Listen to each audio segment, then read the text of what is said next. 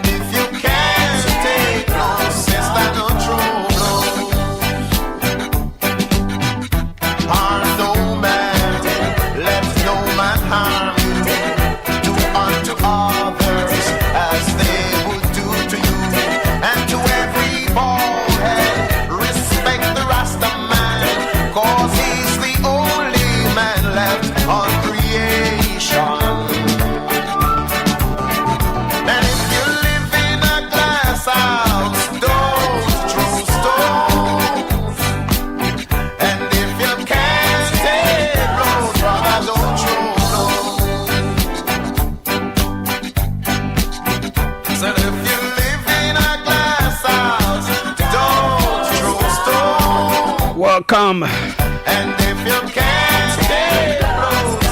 to this edition of the OK Conversation on OKFM 99.5. A lovely sunny day from Monrovia, the nation's capital. The OK Conversation on OKFM 99.5. My name is Julius J. We are here till 5:58:59 thereabouts. Senator Abraham Darius DeLong at 4:30 will join us.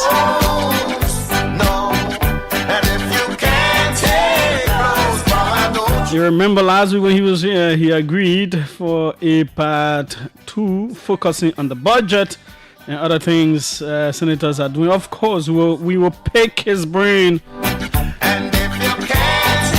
on the PYJ funeral, the different things that happened there and all of that. That's at 4:30. Before that, we will talk the things that matter. To Liberia, we held quite an interesting poll on yesterday where you were able to rate the government. We have some views to express on those.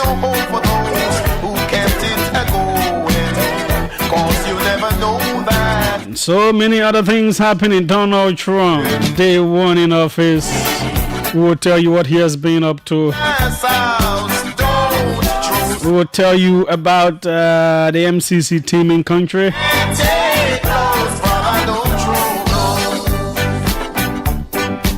Actions from the office of the First Lady. Some reminders for the president as well. Everything right here on the OK Conversation on OKFM 99.5. My name is Julius Jess. Take and stay. Share the video. Invite others to join. We're live on Facebook, live on YouTube as well. If you don't like my doings, we're gonna fight. Indeed, the OK Conversation right here. This is where we go next.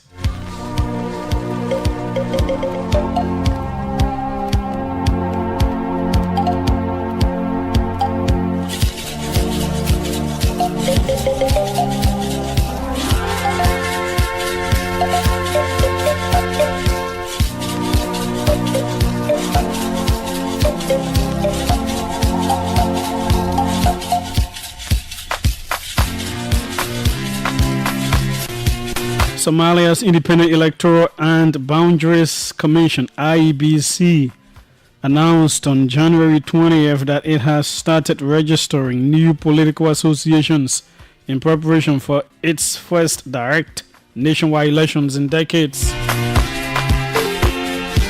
The registration process will run until March 31st and is free of charge, according to Commission Chairperson Abdi Karim Ahmed Hassan.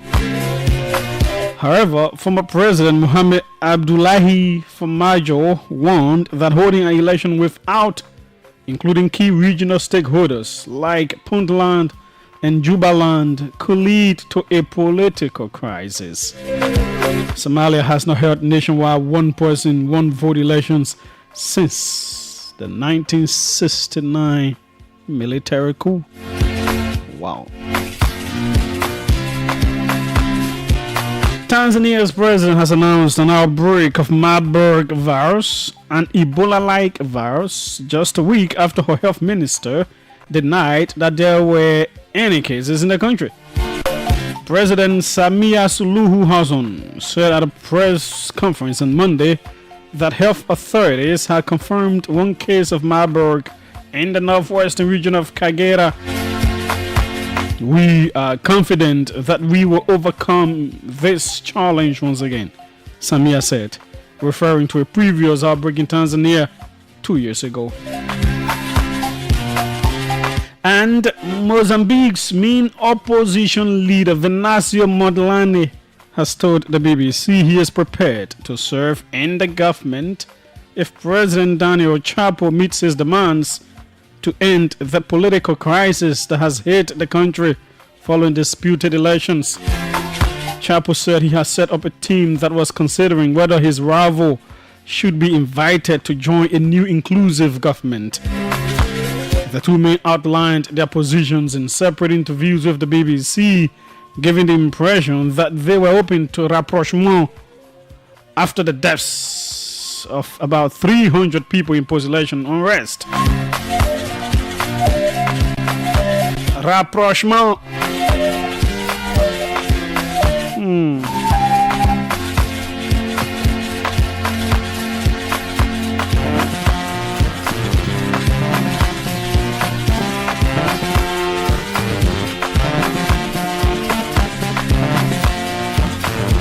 So, in case you're wondering, a rapprochement is where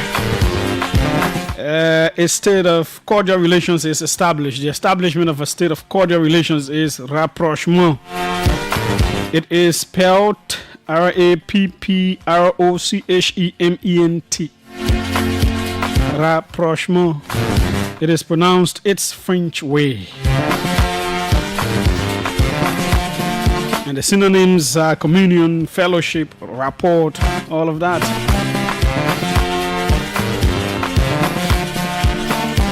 That's it. Some of you are following the OK conversation right here, right now. Yep.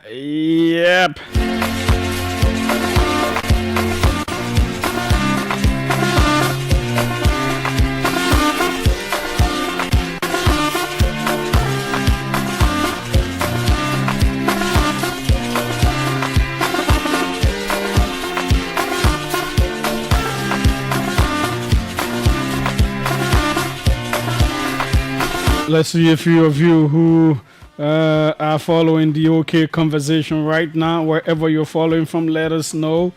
Yep, you could get a mention. You could. Let me do it from this side.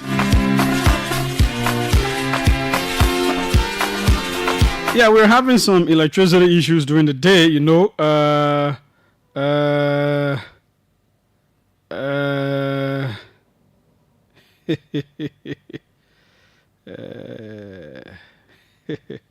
Wow, there are too many things we're going to talk about Donald Trump. The man is just moving with electric speed. The Donald.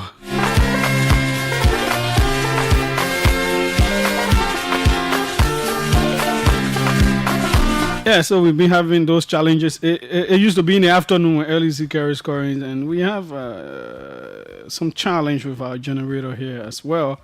Yeah, so those are our problems. So when the power goes in the morning, that's why you're not getting the full edition of the OK Money Rush. It comes on in the afternoon, by the afternoon hours, so that's why I'm here. Hopefully we can solve the alternative power crisis that we're having. But it's tough, it's not easy. I think we need a new generator, a brand new one. Someone could just say, okay, we donate this brand new 20 kVA generator to you. I'm sure it can help us. Yo, yeah, it's that tough.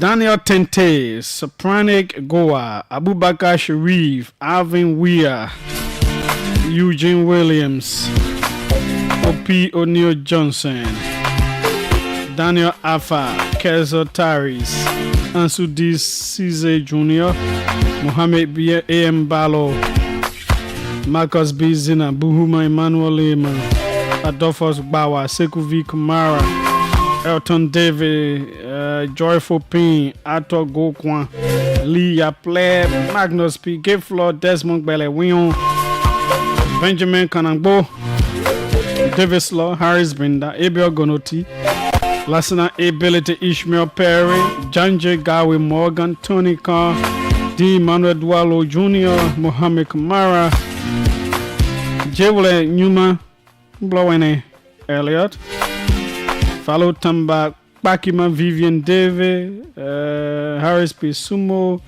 Tape Allison, Joseph Stevens, Eric S. Tukai, Emmanuel Gowet, Sampi Pro,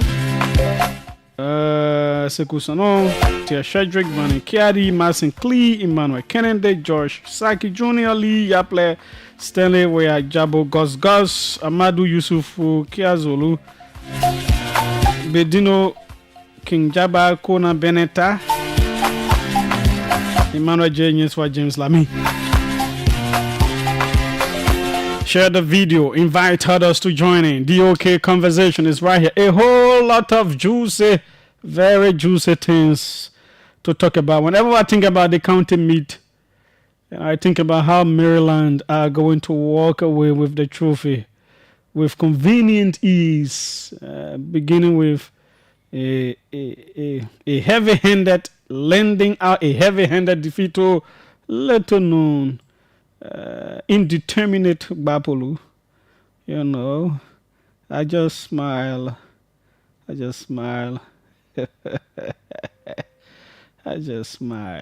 Yeah. But all of your support, those of you who your counties have dropped out, gave your support to Maryland. Remember, we were a country by ourselves, and we came to join you people here. So, you know, yeah. So, yeah, bring your support. Bring your support to Maryland. Come and support us. Bring your money and everything else. We need it. Yeah. Do you need a car? Ready for an upgrade? Then come to Sika Motors, sole distributors of Toyota vehicles, Mitsubishi vehicles, and Yamaha motorbikes, genuine accessories and spare parts. You name it, we have it. We have the 2022 brands of Toyota vehicles. Select from our new Toyota Starlight, Toyota Belter, Toyota Rush. We've got the best deal in town through our Sika Motors financing schemes with selected banks, EcoBank Liberia and UBA Liberia, starting at the lowest as $500 USD. You won't believe these prices. Come for quality, reliability, and durability. Take a spin and let's make a deal. Sika Motors on the UN Drive at Sayotown, Bushra Island, or call Sika Motors on +231 775 987 758 or email cmarketing@cfao.com. Sika Motors, drive with confidence.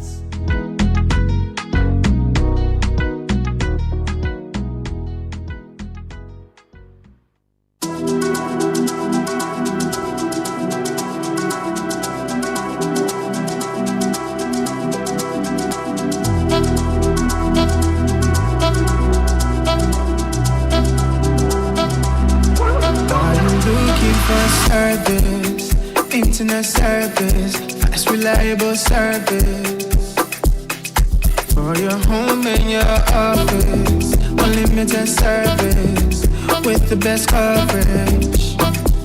You got to choose your life. Your life. Your life. Choose your life. Your life. Your life. Choose your life.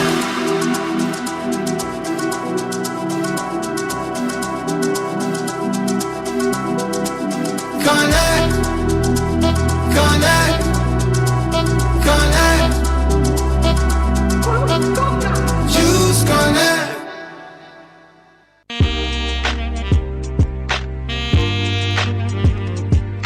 The Banking Institute of Liberia, the training arm of the Liberia's Bankers Association and the Central Bank of Liberia, announces the commencement of its professional training program in the following categories. Professional development training. This targets graduate and seniors and degree holders. Courses we offered include microfinance, banking and finance, public accounting and finance, audit and internal controls, procurement and supply chain management, monitoring and evaluation, compliance and corporate risk management, work planning and report writing, office administration and organization management, customer service and human resource management, project planning and management, and computerized accounting, which includes QuickBooks, Excels, and Tally. Duration for this program is 3 months. Tuition is just US $275. The second program covers business development training. The Banking Institute of Liberia also offers training for high school graduates and college students in small business development and management and microfinance management. Duration for this program is just 2 months. Tuition stands at $205. All of our fees are payable in 3 installments. Training program at the Banking Institute of Liberia are facilitated by bank executives and financial experts. BRL is committed to providing professional training to all of its clients at international standards. For more information, visit the Institute's office on Warren and Kerry Street's intersection in the old Microfinance building of the Central Bank of Liberia. Banking Institute of Liberia, the Center of Excellence in Banking and Financial Management Training.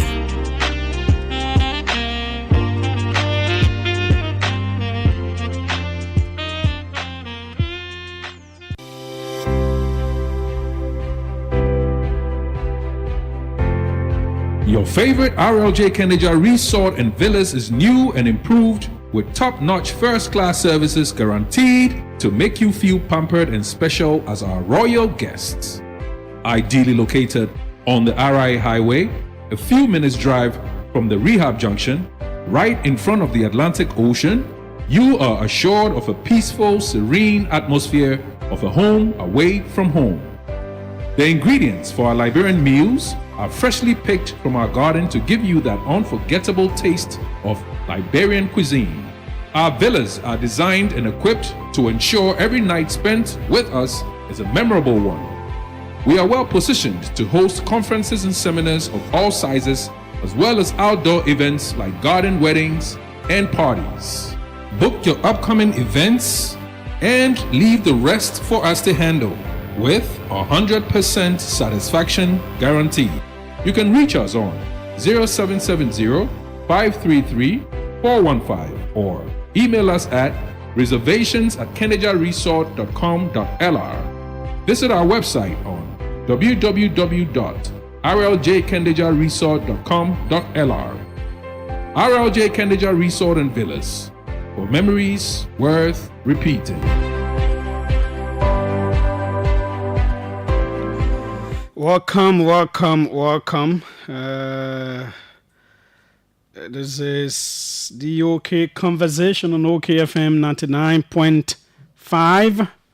My name is Julius J. A whole lot is happening. Share the video and invite others to join in. We know that Donald Trump has been inaugurated as the 47th president. He was the 45th And now also the 47th president of the United States of America.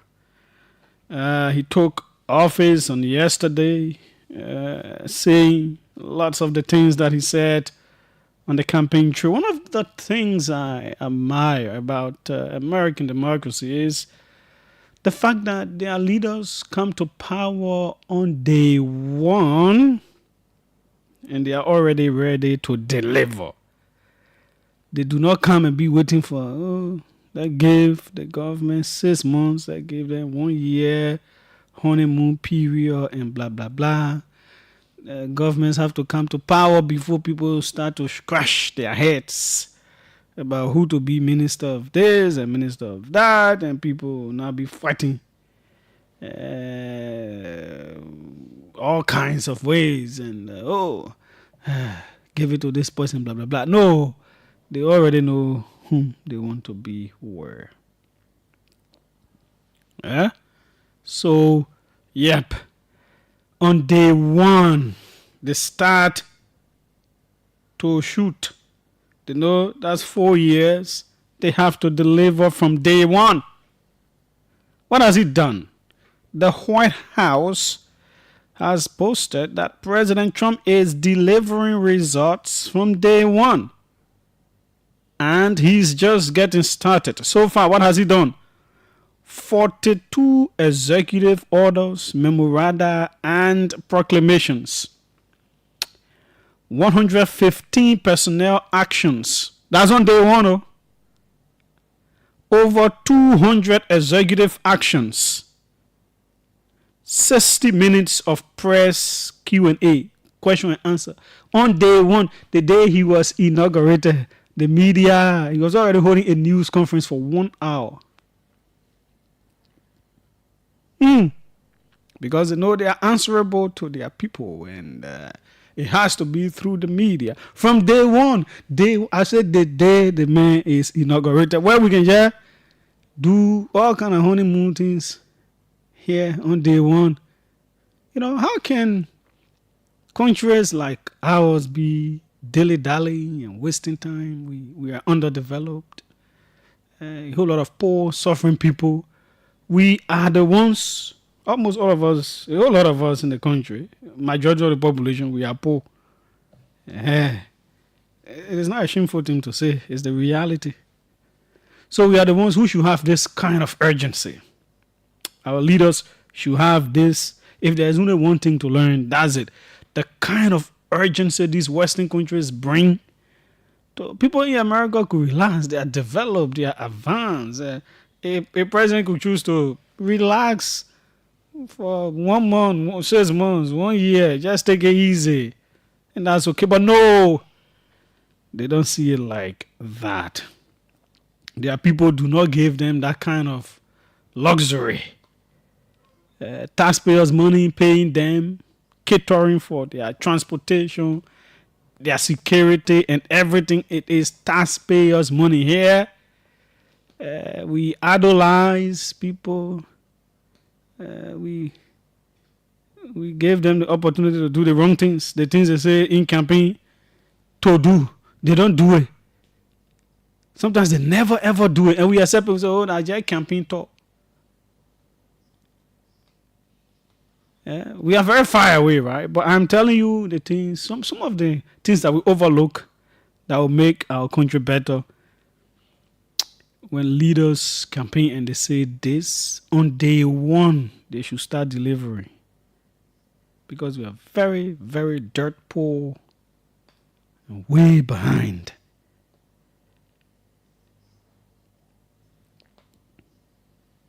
Imagine media trying to question a president on day one of inauguration.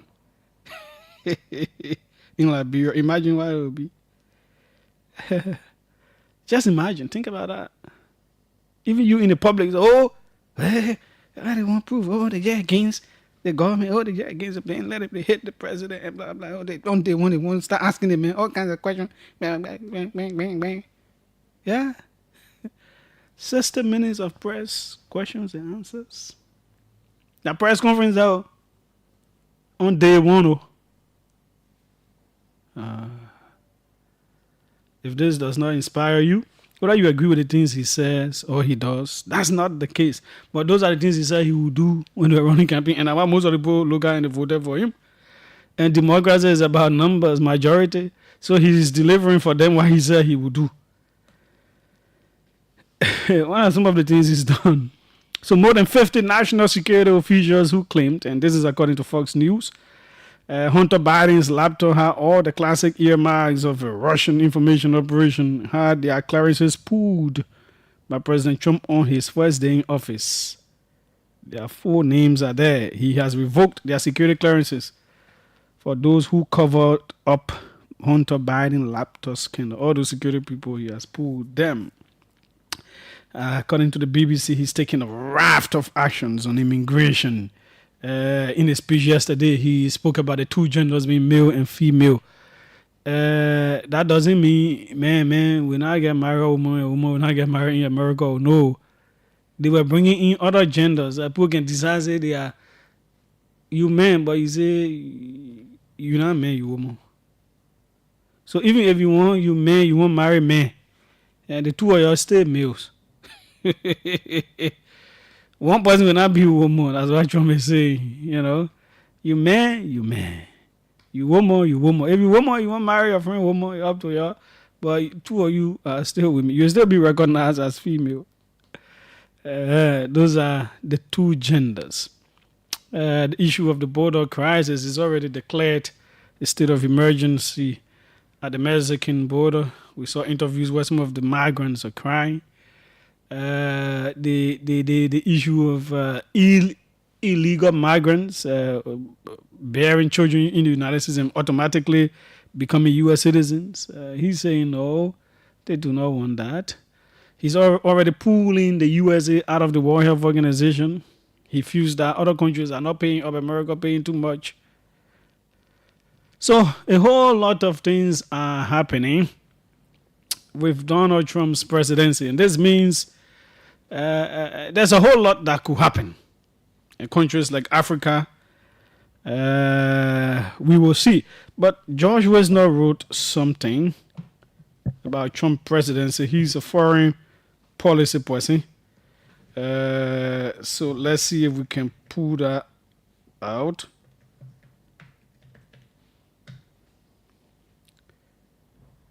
This is a very important presidency for the world. Before we go to George Wisner's speech, we also know that one of the key countries to look at is Russia. What has Russia done so far?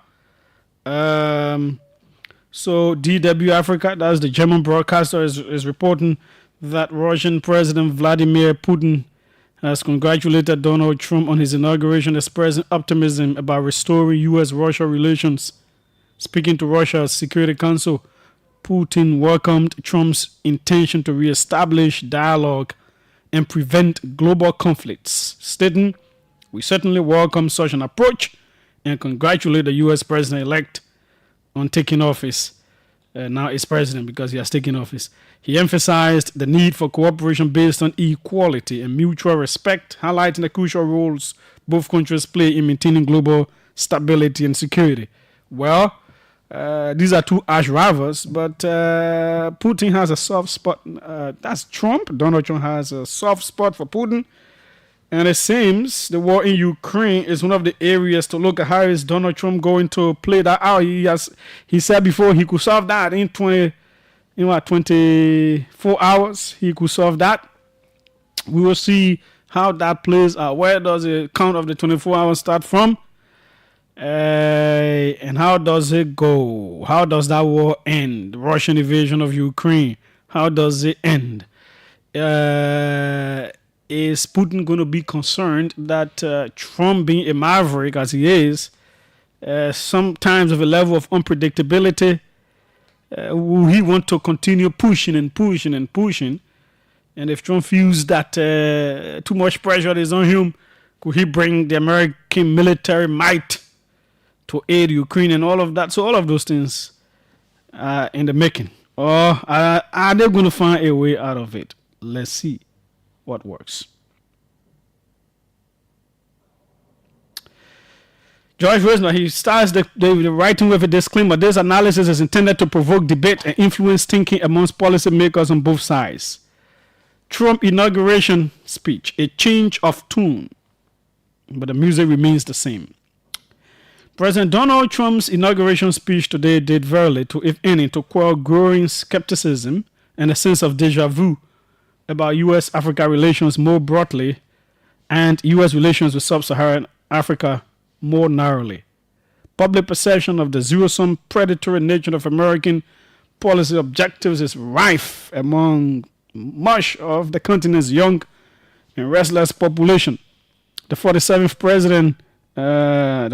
president's speech reinforces such perception. It gave no hint or assurance of a policy shift in U.S. engagement with Africa. This may be frustrating for governments and policymakers on the continents who are struggling to balance between fulfilling the demands of citizens for a mutually beneficial intercourse in the dictum of international affairs with the U.S. and those sympathetic to protecting the U.S. strategic interest in the face of current geopolitical dynamics. President Trump's speech today was passionate and forceful. However, it only accentuated a change in tune from a Democratic president to a Republican president, but the music remains the same. My Facebook post of April 29, 2021, analyzing Democratic President Joe Biden's first 100 days in office under the caption, "After 100 days in office, what does Biden mean for sub-Saharan Africa?" A critical analysis predicted that U.S. engagement with Africa in the Biden era would be self-serving and wrapped in its policy of America first. Save for a notch to the extreme, U.S. engagement under Trump's second term looks to continue from where he left off. The same arrogant policy under the canopy of America exceptionalism. Trump, like Biden, looks to find militarizing Africa as opposed to strengthening African economies is critical for protecting American interests against China and also protecting economic opportunities for U.S. companies in the weapons trade and military logistics business. As noted in my 2021 post, evidence of this U.S. thinking towards Africa was summarized by General Stephen J. Townsend, U.S. Army commander of the U.S. Africa Command, in his testimony before the Senate Armed Services Committee on 30th January 2020. The United States considers Africa as a major crossroads of international commerce and trade, surrounded by the world's most important sea lines of communication, namely the Mediterranean Sea, the Strait of Gibraltar on NATO's southern flank, the Red Sea, and the Bab al-Mandeb Strait, in addition to the Mozambique Channel. These routes serve the United States' strategic interest. They facilitate a third of global shipping and are vital to transportation of Africa's vast natural resources, strategic minerals, and energy. The Sahel also provides strategic access to and control of the Gulf of Guinea region, where 7 of the world's 8 billion barrels of reserves are located, in addition to the U.S. strategic assets and global control of the land, air, and sea space of sub-Saharan Africa. Moreover, the Horn of Africa, located at the southern tip of the Red Sea, is close to major oil supply lines and provides an ideal location for a military force protection towards the Middle East and Persian Gulf.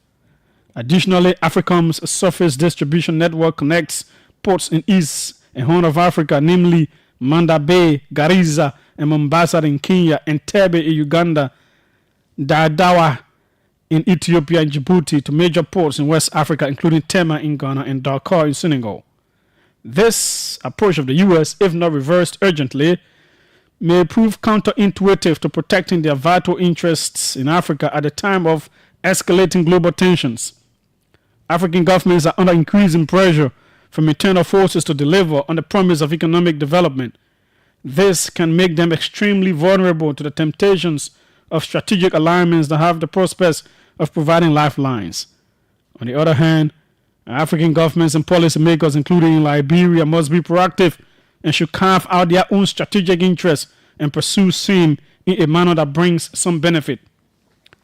This includes first ensuring that their governance architecture is intact and functioning well enough to maintain stability and social cohesion. They must engage the Trump regime from the get-go and not sit idly by thinking the United States will somehow look out for them.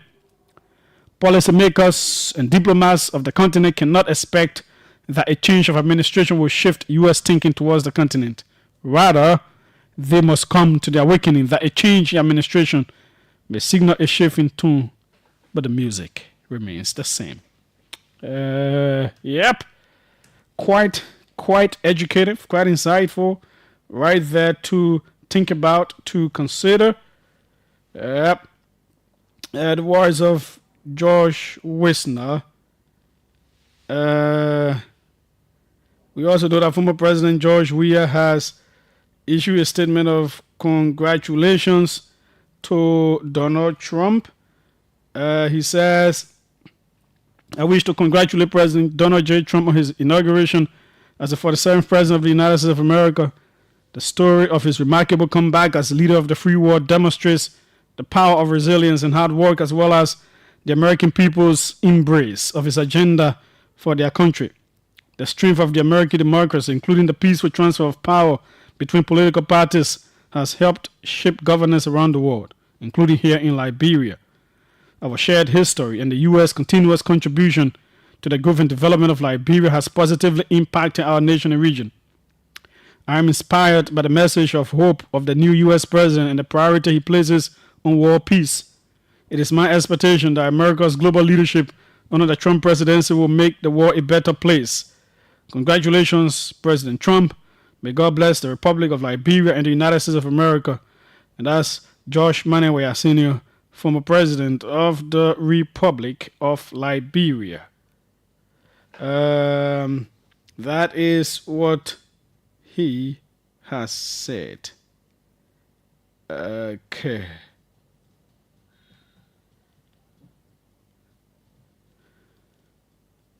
So,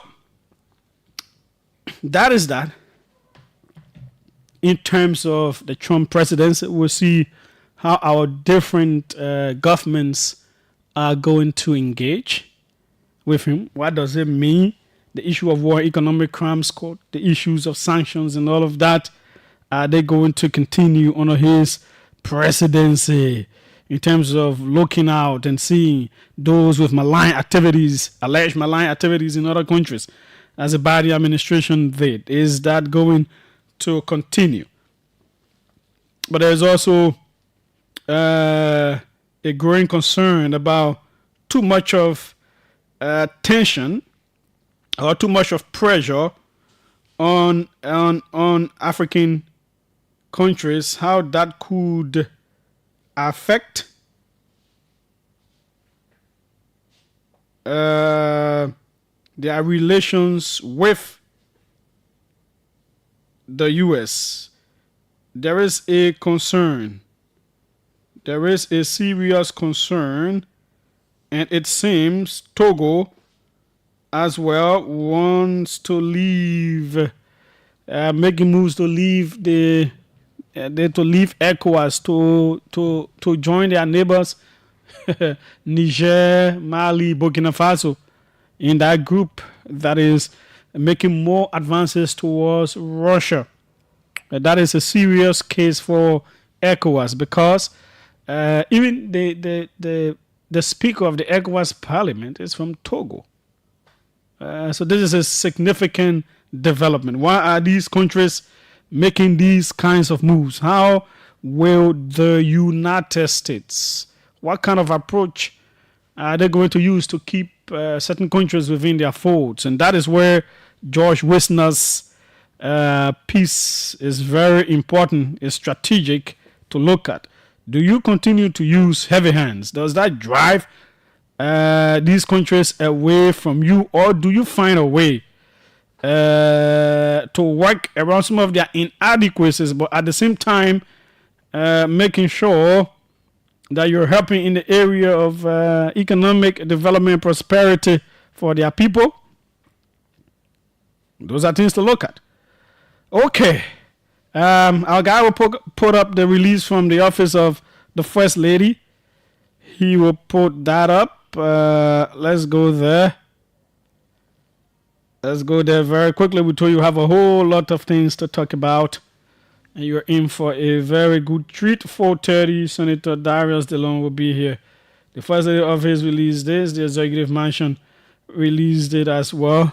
I'm sure our guy has already put it up for immediate release. Office of the First Lady addresses allegations of unauthorized solicitation of funds. Okay.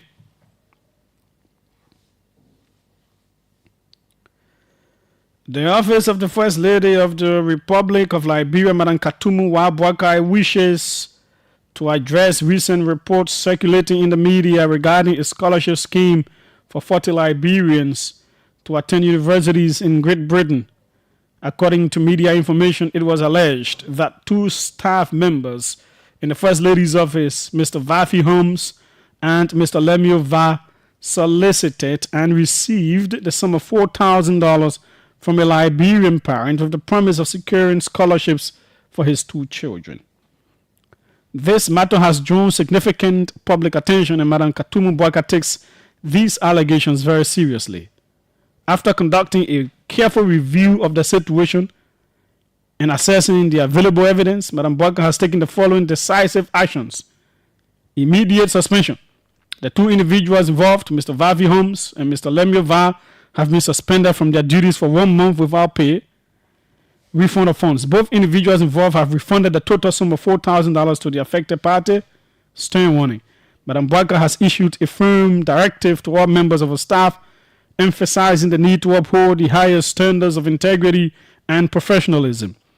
She has reiterated that the office of the First Lady must reflect the dignity and sanctity befitting its role in service to the people of Liberia. The office of the First Lady remains committed to serving the Liberian people with honor and integrity. The office deeply regrets any distress caused by this incident and reaffirms its dedication to upholding the trust and confidence of the public. And this was released on yesterday by the office of the First Lady. Interesting. Very, very interesting. So this has been around for some time.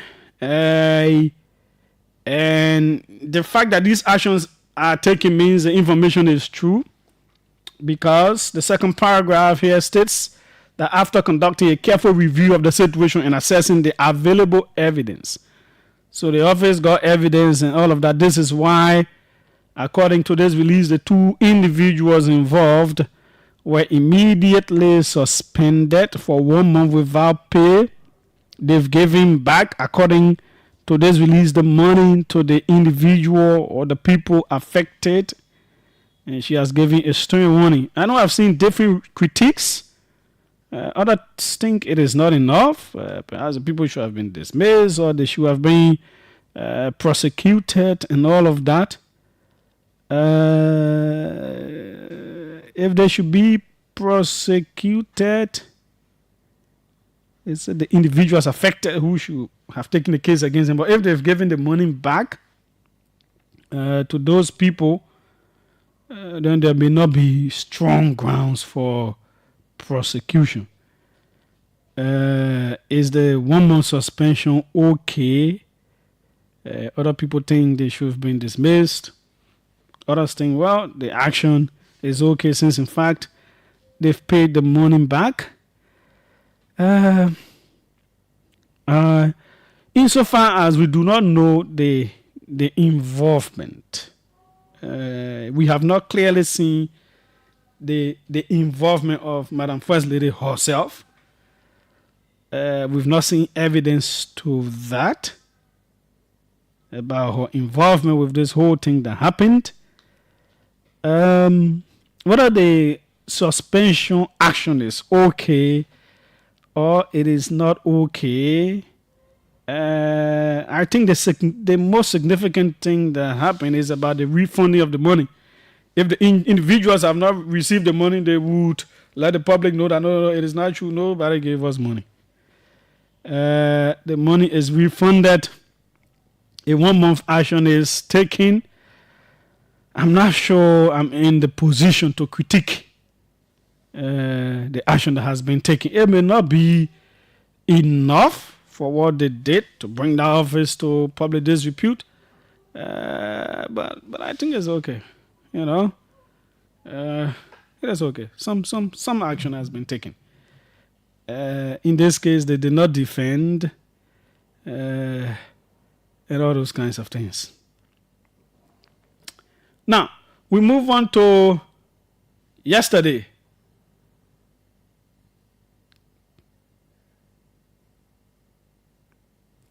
We did the poll, and the result. By the way, congratulations to all of you who were commissioned. You know, the president will nominate, Senate confirm, then the president will appoint, and then commission. Those are the processes. Even though these people have been working, sometimes that's what can confuse me. So, in terms of should people be commissioned before they start working or once they appoint them? But they were already working, but they have commissioned them to work. So congratulations. I thought we were saying congratulations because people were already working. So this was more or less like, well, deja vu. Let's just do it. Yeah, that's what it is. But congratulations all the same to all of you. Yeah. So we did the poll on yesterday. Tomorrow will make it exactly 1 year since President Bouakai took office. We should have done it tomorrow, but because we are having the Ministry of Finance team, and this is why I'm not talking about the arrest agenda yet. Okay? We want to ensure that we have the minds behind it here to answer our questions, our queries, any place anything is confusing us, detailed explanations. Then we start bringing in other people now. We start to critique and all of that. So we're giving them the benefit of the doubt to do that on tomorrow, 4:30. The team from the Ministry of Finance and Development Planning will be here.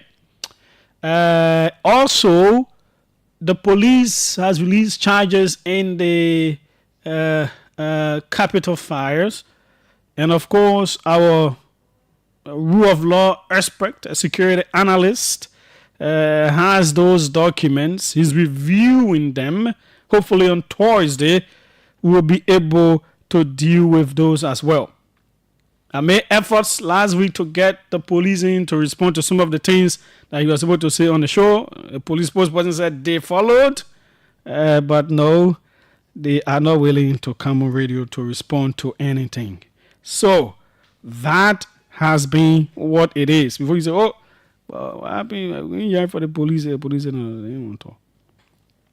So we have like 215 calls on yesterday.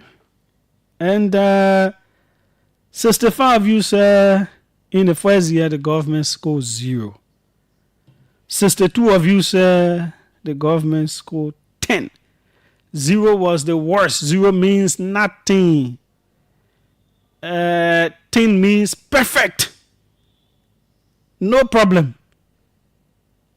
25 of you said 1. 9 of you said no. 26 of you said 9.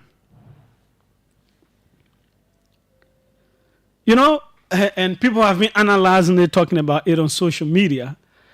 But it tells me that we are almost still in election mode. And that a whole lot of the public still in the political catacombs. So, for an example, if you ask President Bouakai himself to grade his government first year, I do not believe the President Bouakai that I know will grade himself 10. I don't think he will grade his government 10. I do not even think he will say 9. Now, if you ask former President George Weah, who has been in power and knows the difficulties involving government, to grade the first year of the Bouakai administration, I do not believe he will say 0. I don't believe he will even say 1. If you ask Mr. Cummings, who's worked in corporate America and has some understanding of these things, he will not tell you 0 or 1. Not Simeon Freeman. A whole lot of the opposition. I don't think any opposition political leader will say the government scores 0 or 1. I do not believe any serious-minded official within the government will say we scored 10 in our first year or 9. I don't think so. But the population is such that there is a segment that believes that once it is black eye, nothing. Even if they build skyscrapers in every county and whatsoever, that's zero. Once a black eye in that mansion, that's zero. There is a segment that once the black guy in the mansion, everything perfect. It's okay. It's no problem. There was no problem. Oh, 5 years, no problem. Even if the 6 year can pass at 100 over 100, no problem. It is their view. That's how they think. That's how they see it. That's how they politically rationalize everything, because they think by saying there is a problem, then it is to make their government that they brought to power look ugly. They're giving the government 5, 6, 7. It's like, no, they're shooting their own government in the leg. Similarly, there is that segment of the population that thinks by even giving Bwaka administration 1 or 2, it's like giving them some credit, and they think they should not be giving a government they oppose any credit whatsoever. These are the realities. So you will notice it is almost still like around the election results. So sometimes, for example, you in the opposition, you may think, because some people are complaining the government is getting unpopular. What you may not also know is that when it gets to a certain point, those who voted for the government will still stand up. Also, if you think because there are not much complaints, then there are not people who are opposed to the government, when it gets to a point, you will know that there is still a whole lot of people opposed to the government. So you will notice, for example, as much as everything was said against and about the Weah administration, the election scheme, you saw how it went. Very close results. Everything about the unpopularity was not what it was in the results. Very close. And that's the same very close way these results are. So if you took the doing well grades, for example, let's take from 6. We could say from 6 is doing well to 10. If you add the 62, if you were to add the 62 plus the 26 plus 15 plus 3 plus 1, that will give you 107. If you were to add the not doing well, not doing anything great, you add the 65 plus 25 plus 11 plus 3. If we put 5 in that category of not doing well plus 4, you get 108. So 108 and 107. You see that? Still very close. Still evenly matched. And the other thing it tells me is we are still in a 2-horse race of CDC and UP. I do not know what may happen that may break this, but so far so good. I do not think I have seen any significant action that can change my mind that we will still not be having a 2-horse race. Especially with the likes of George Weah still being around.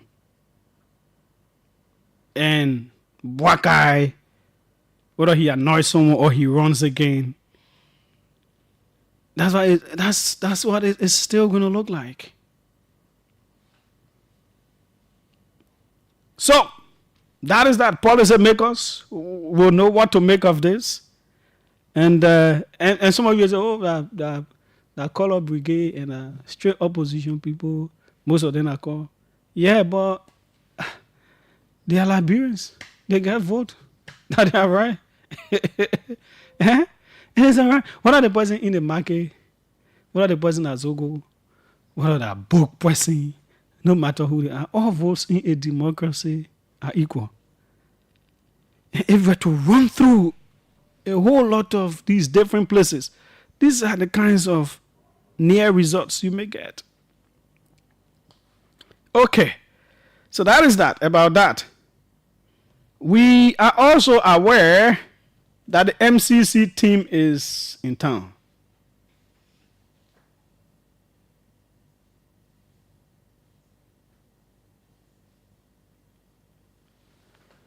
Yeah? And as you all know, that is one thing I've always talked about. Wishing and praying, encouraging the government to do its best so that, and this is why the rule of law things, when they happen, we always speak against them to ensure that the government can benefit this for the Liberian people. Let's hear from Finance Minister Augustine Gafuan. On behalf of President Buakai and the entire government and the Liberian people, our joy that a good friend, Jason, and the MCC can come back to Liberia. This is our second attempt with MCC. We won Compact before, and there is tangible evidence of what First Compact did for this country. So there's excitement not only in the ministry, but across Liberia, locally and in the diaspora.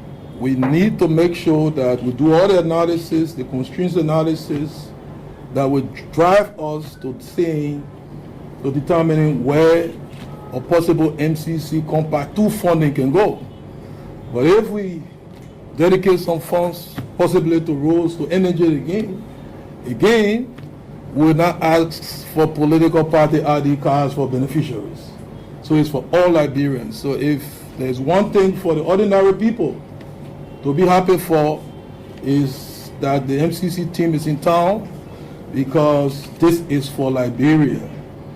And I will say this again, that election year, maybe 2023, 2029, 2035, those are years where politicians win. But the Liberian people need to win every year. Yes, I repeat, election years, politicians win. The Liberian people need to win every year. 2024, 2025, 2026, going forward. They win if we, in government, private sector, Liberians everywhere, make sure that we deliver on the expectations of our people. Our people need roads, they need more electricity, they need health care, they need education. That's how they win. And through you, working with you, we commit that we'll do our part. We will corral the entire government around this effort, and that at the end of the day, we get your guidance as to what we need to do to succeed.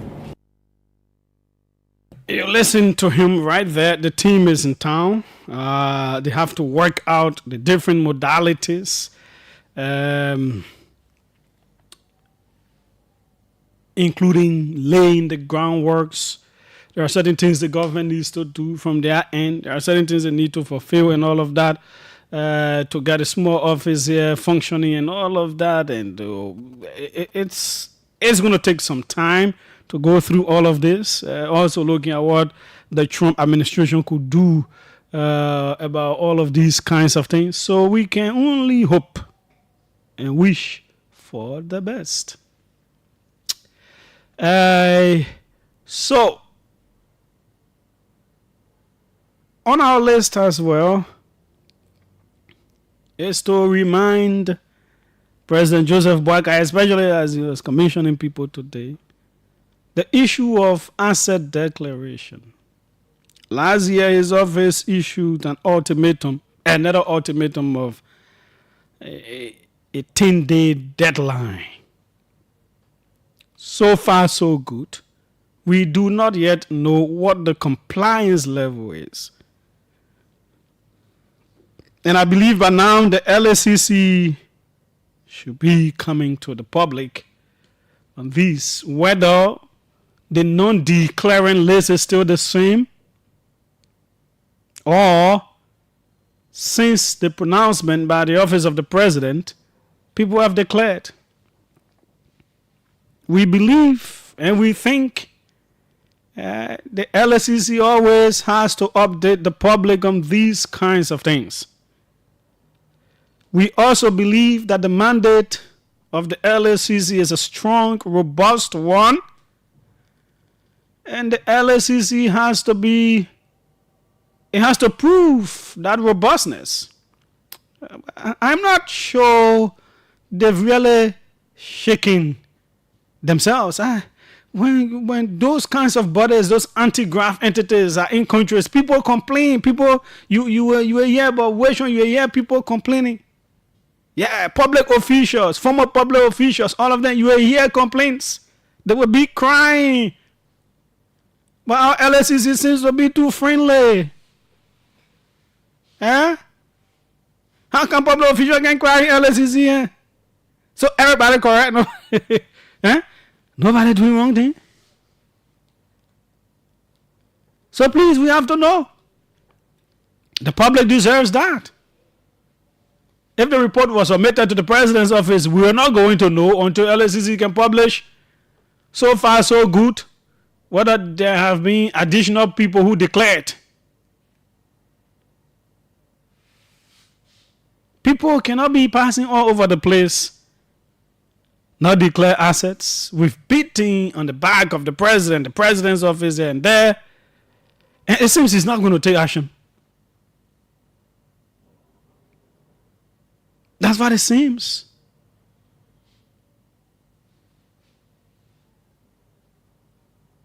And those were some of the problems of the first year. Oh, they are, because we haven't even passed by tomorrow. They are some of the issues. In as much as some gains were made, but those are some of the issues. People are acting in significant offices still.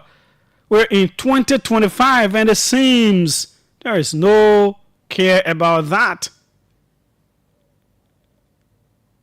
People who should face Senate confirmation, who some key questions need to be asked. No. Big offices. No, don't get me wrong. Some of these people are good to occupy those offices. But there's a cloud of suspicion around them when they are acting. It's like they're just holding on. Take the CBL, one of the biggest, powerful, very significant offices in the country. It's the Central Bank of Liberia. The whole country money. These are the people who make the policies around it, who control it. We cannot have people perpetually acting there. No.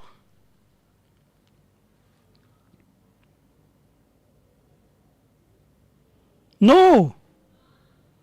It is a no. Why should we treat the country like that? Whatever the issues are that they're settle it. You know, before certain actions are taken, blah, blah, blah. Whatever happened with other report and then suspension of somebody, we told you whether the president should have done it or you should not have done it, matter is in code or is not in code. What they should do to resolve those matters should be done. And settle and remove the cloud of suspicion from over those significant entities. CBL cannot be a joking area. Those acting there, if they are the ones the president wants to appoint there, they should face the Senate confirmation. And they should be there properly. LTA. Since when? April of last year? People are still acting. Others were suspended to do audit. They were suspended. Audit report comes out now. Is there any further action on the audit report? No, we do not know. But of course, it is damning for even the acting head and some of those from the past. How do you solve that matter? So we created problems because we wanted to give people jobs and all those kinds of things. And the problems are shackling us now. And we just don't know how to deal with them. There are other entities around. These are the things that slow our societies down, slow our progress. These are the things that hold us backward. All kinds of committees were set up here. Some kind of drug committee. What has this drug committee been doing? Since the issue first press release about having meeting and blah, blah, blah, doing whatsoever, what have we heard from them again? What have they achieved in the drug fight in the first year? What have they done? Some kind of infrastructure grew again, roads. The one the vice president was made to head, including public works and other people. What have they done? Yeah? Some kind of rights committee again.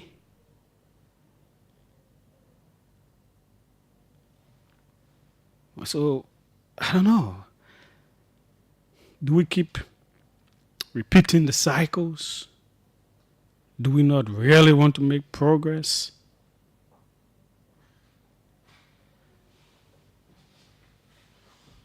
So when will we really hit this ground running? At what time the ground here will start running, my people? And these are the things we will highlight, we'll continue to bring up.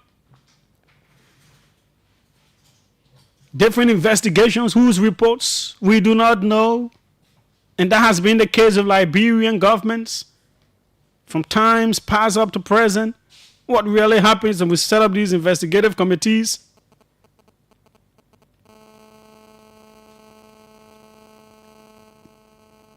And that lies on your laps, Mr. President. You're the president of the country.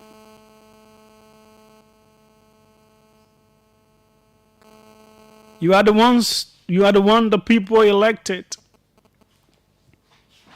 because they believed you could do it differently. And differently, it must be done.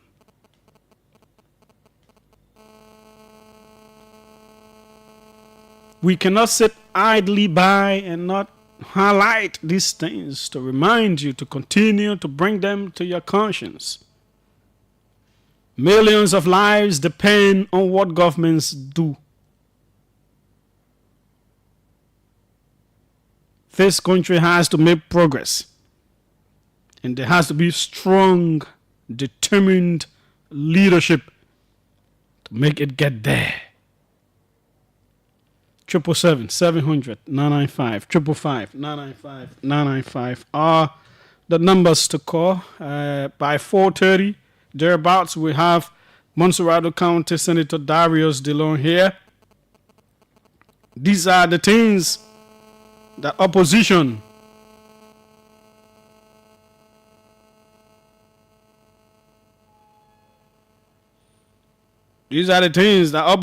should also be talking.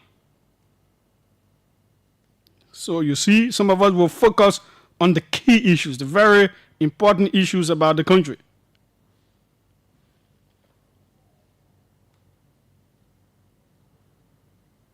But they will just sit. You don't feel their presence up Capitol Hill. You hardly get them to even come on radio to speak to these serious matters. I can understand, especially for the immediately past governing party, they are handicapped as well by those things that their own government did or did not do. So it becomes difficult. But still, there is not another powerful rising voice. Not the Cummings, not the Simeon Freeman. You're not getting that. We just seem to be in this stale little place. And we'll fight over CDC and UP again. One of them may win again in 2029. Then we'll continue the same cycle. Oh, UP didn't do that one. CDC did it too. UP didn't do that one. CDC did it. Yeah? Anyways, it is what it is. Let's take your calls now. The international line, our guy will pin it up. Women can also use that.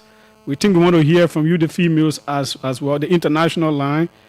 Women, where is it? It's right here. Women can also use that. Let's see who's coming in right here. Welcome. Yeah, good afternoon, Julius. What is your name? Where are you calling from? And it's a pleasant good afternoon to listeners following the broadcast. My name is David Kuyenamwe, and I follow from Central Monrovia this afternoon. Go ahead.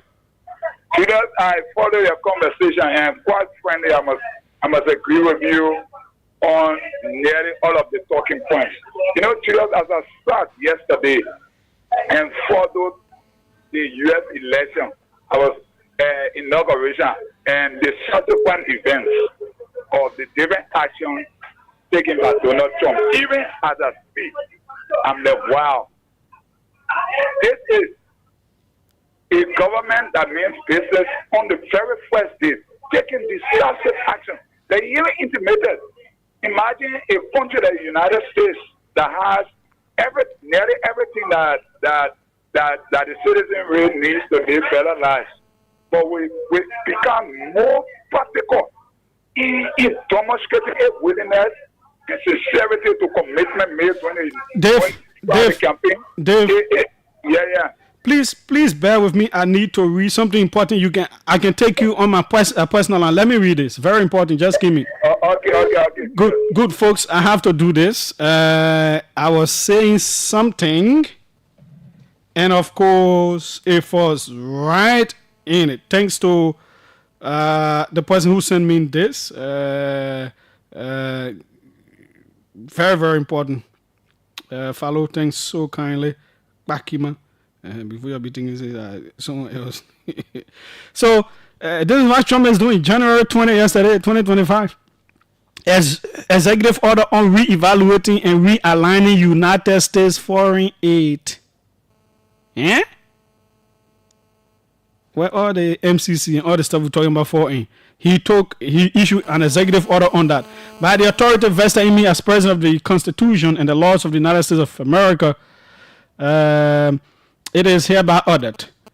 Section 1, purpose. The United States foreign aid industry and bureaucracy are not aligned with American interests and in many cases antithetical to American values. They serve to destabilize world peace by promoting ideas in foreign countries that are directly inverse to harmonious and stable relations internal to and among countries. Section 2, policy. It is the policy of the United States that no further United States foreign assistance shall be disbursed in a manner that is not fully aligned with the foreign policy of the President of the United States. Section 3A. 90-day pause in United States foreign development assistance for assessment of programmatic efficiencies and consistency with United States foreign policy. All departments and agency heads with responsibility for United States foreign development assistance programs shall immediately pause new obligations and disbursements of development assistance funds to foreign countries and implementing non-governmental organizations, international organizations, and contractors pending reviews of such programs for programmatic efficiency and consistency with United States foreign policy to be conducted within 90 days of this order. The Office of Management and Budget, OMB, shall enforce this pause through its apportionment authority. B. Reviews of United States foreign assistance programs. Review of each foreign assistance program shall be ordered by the responsible department and agency heads under guidelines provided by the Secretary of State in consultation with the Director of OMB. C. Determinations.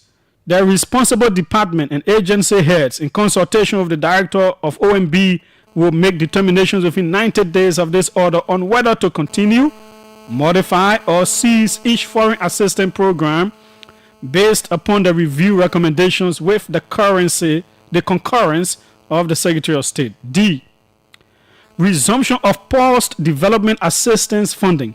New obligations and disbursements of foreign development assistance funds may resume for a program prior to the end of the 90-day period if a review is conducted and the Secretary of State or his designee, in consultation of the Director of OMB, decide to continue the program in the same or modified form. Additionally, any other new foreign assistance programs and obligations must be approved by the Secretary of State or his designee in consultation of the Director of OMB. E. Waiver. The Secretary of State may waive the pause in Section 3A for specific programs. Section 4. General provisions. A. Nothing in this order shall be construed to impair or otherwise affect I. The authority granted by law to an executive department or agency or the head thereof, or 2I. The functions of the Director of the Office of Management and Budget relating to budgetary, administrative, or legislative proposals. B. This order shall be implemented consistent with applicable law and subject to the availability of appropriations. C. This order is not intended to and does not create any right or benefit, substantive or procedural, enforceable at law or in equity by any party against the United States, its departments, agencies, or entities, its officers, employees, or agents, or any other person. The White House. And this is on the website of the White House. Presidential Actions Executive Order signed on yesterday, January 20, 2025 by Donald J. Trump. We can only hope and pray. And we really pray that our our MCC thing should not be affected. Whether they are reviewing whatsoever, we pray that the review finds it good. And of course, it seems we need to have someone talking in the ears of the Secretary of State, the former lawmaker. Yeah, I think we need to have someone in his ears for Africa, for a country like Liberia. We need to have someone there because there's a whole lot of authority vested in him by the president, and then the Director of the Office of Management and Budget as well. You need to have people. Whether it's congressmen, as well, lobbyists and others will come in, but congressmen can be, especially from the Republican end, and they can be very powerful. So I don't know who the Liberian government, you gotta get some people there. Your business, like what George Wisner said, your business gotta be there. You gotta put it out. We need some strong support. We have to make our case. We gotta start making it. Okay. 777-700-995, 555-995-995. We just read one of the actions taken by U.S. President Donald Trump that could affect or be of benefit, depending on how it pans out to our country. Welcome. Let's hear you. Good afternoon, Julius. Yes, go ahead. Thank you for having me on the platform. I'm CRC Mana Intokba Junior of the Interlegislative District number 14.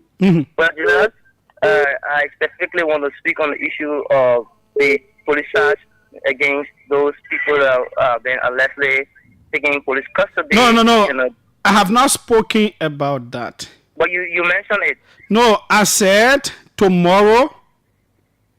On Thursday, we may have a rule of law expert to look at it. I did not go into details. Again, these are matters in court, and it's always good to have the experts speaking to them. Yeah, let me go quick. Let me learn another thing. However, since you have not discussed it yet, we know the president has already prejudiced us. There's nothing that's going to come from there that we, the public, are going to believe.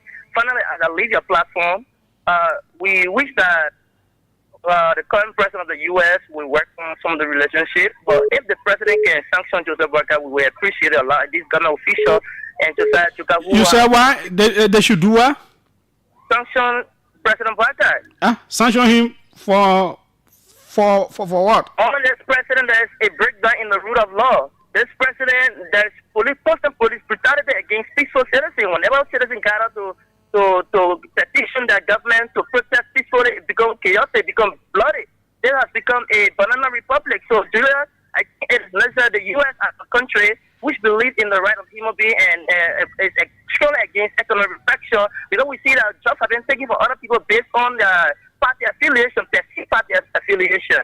We wish that this government, if they can change the post, however, it's going to be better for the Liberian people. I don't know what he played, but he was saying that there will be a job given to people based on party line.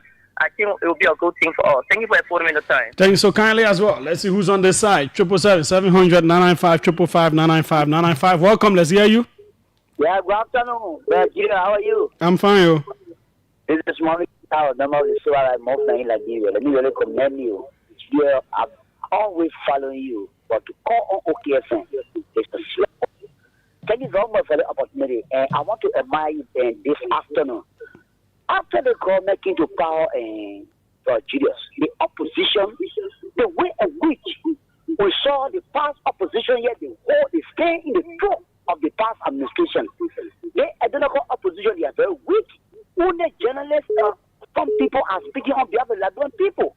And I want to commend Donald Trump.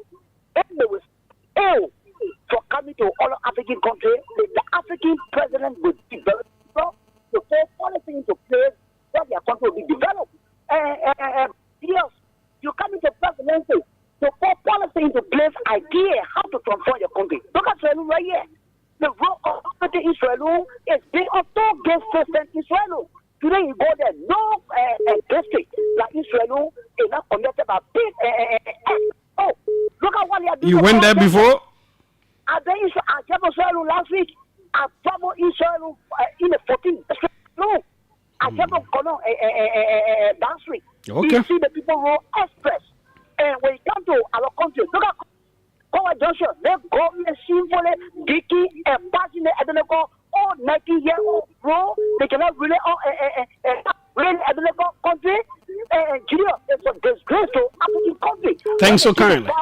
No plan a policy to protect the country and the citizens. Thanks so kindly. Thanks so kindly. Let's take this one. Welcome. Let's hear you.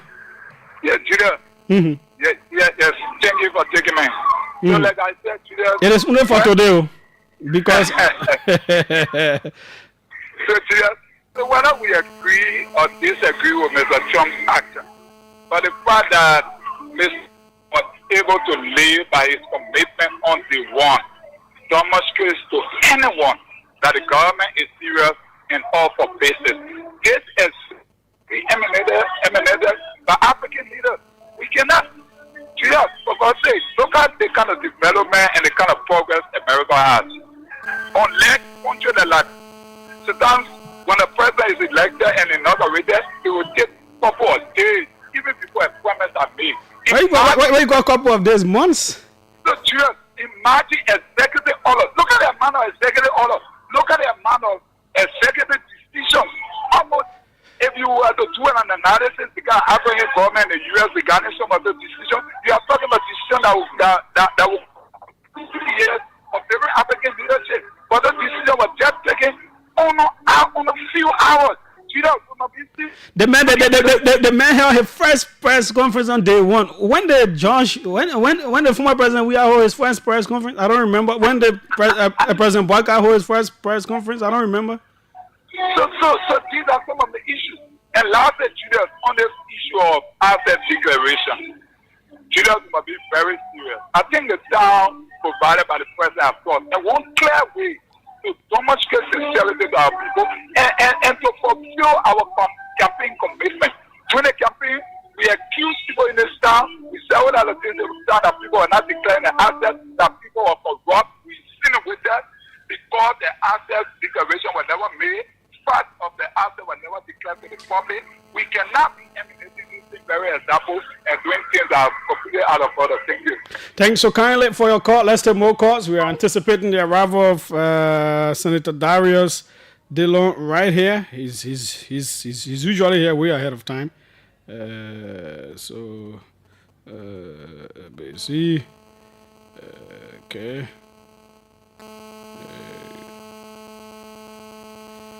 Okay. Let's see. Sources are telling me that the LACC has submitted as a declaration full report along with recommended sanctions. They do not impose sanctions. They do not punish people. They recommend the punishments. And by law, that is what they can do. That is what I'm getting from sources from the LACC. So it means everything is back on the... But the LACC can't always say the president gave 10 days, blah, blah, blah. Still, this is the report. Let the public know. Yeah? Yeah. That's how you have teeth to bite. LACC. Yeah. Welcome. Let's hear you. Thank you, my good friend and brother Julius. This is it. Mm-hmm. I'm calling you this time around from Pinkville. Go ahead. Let me commend you. You know, always always tell you guys that the job that you do is a difficult one. I was sitting quietly listening to you, but I hear you say when they will hit the ground running. The ground already running. How? The ground already running. You just said the president took over the ground started running. You seen the ground running? You don't need to add that the experience of president ever in the history of Liberia that in power now. With a lot of experience. Now what we see that what making the country moving smoothly. No mistake. Look, I'm enjoying the way the country is moving. Look, I'm in a high power. The president will go for 2 terms. Why? Because he runs the country the wrong way. The rule of law in place, violation all around in place, everything is in place. The experience that the old man has. Are you making mockery? It's not Julius. It's not a mockery. The old man has been around for all the years with the experience. And what we see here, so no need for us to be asking questions that will be running. What the president doing there?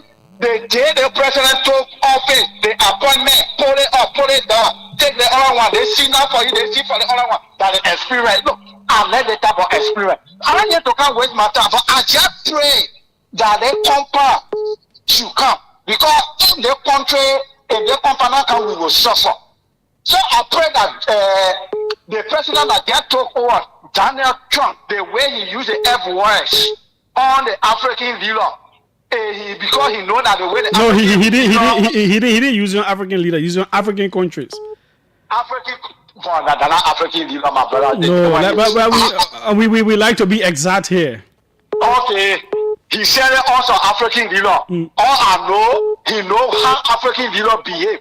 That's why he choose some of them, and the message went across to the other one that the same thing that they do to their people. So he got to be naming country from 1 to 1 to from 2 to 10. Okay. No.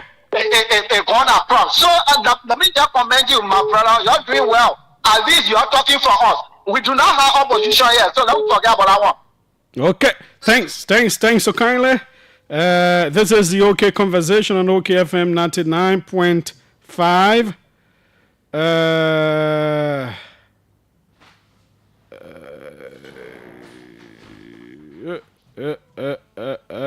We seem to have some issues. Okay, we'll see what works. But let's continue. Let your calls continue to come. 777-700-995, 555-995, males, females. Call the international line. What is it again? 0555026, I believe 995. It's a number for females to call, not males. The females can join the international callers to call on this line I just announced. 0555026-995. Females, you can call that line. The males will call the 2 regular numbers. Welcome, let's hear you. Good evening. Yes, go ahead. So good brother is money into community. Mr. Jay, you know, on the platform here, the topic you can be on, people can deviate, they won't say, can be done finish. We want to can be lower for 2028. But you can when the people won't go other place, I can bring them back. But now they made a couple of documents calling and say CRC. Talking about president session, you want let me. Didn't I tell him to focus on the issues we talk about? But you now got him. But you will tell me what to do. But the man came back to the topic.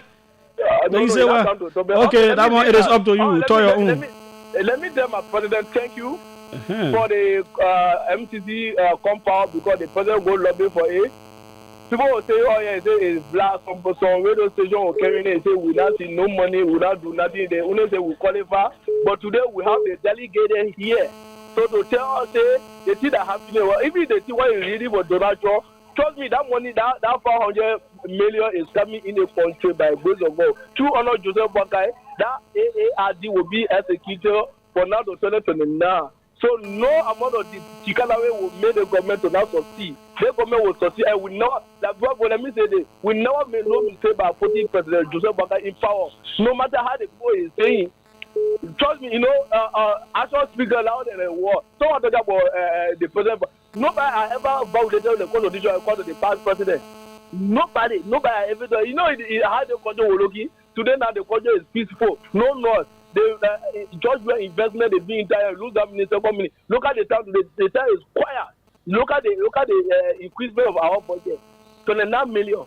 Joseph Boakai in 1 year you do that. See the opinion poll you did yesterday. Look at the progress of the government. Look at the people that create the government. The people that create the government 100%, 80%, and 90%. The more than the people that create the president. No, they're not more. They both are equal. Okay, how you say they more than? Why you feeling way yesterday? You now put everything to call the number. Oh, but you didn't listen. You didn't listen.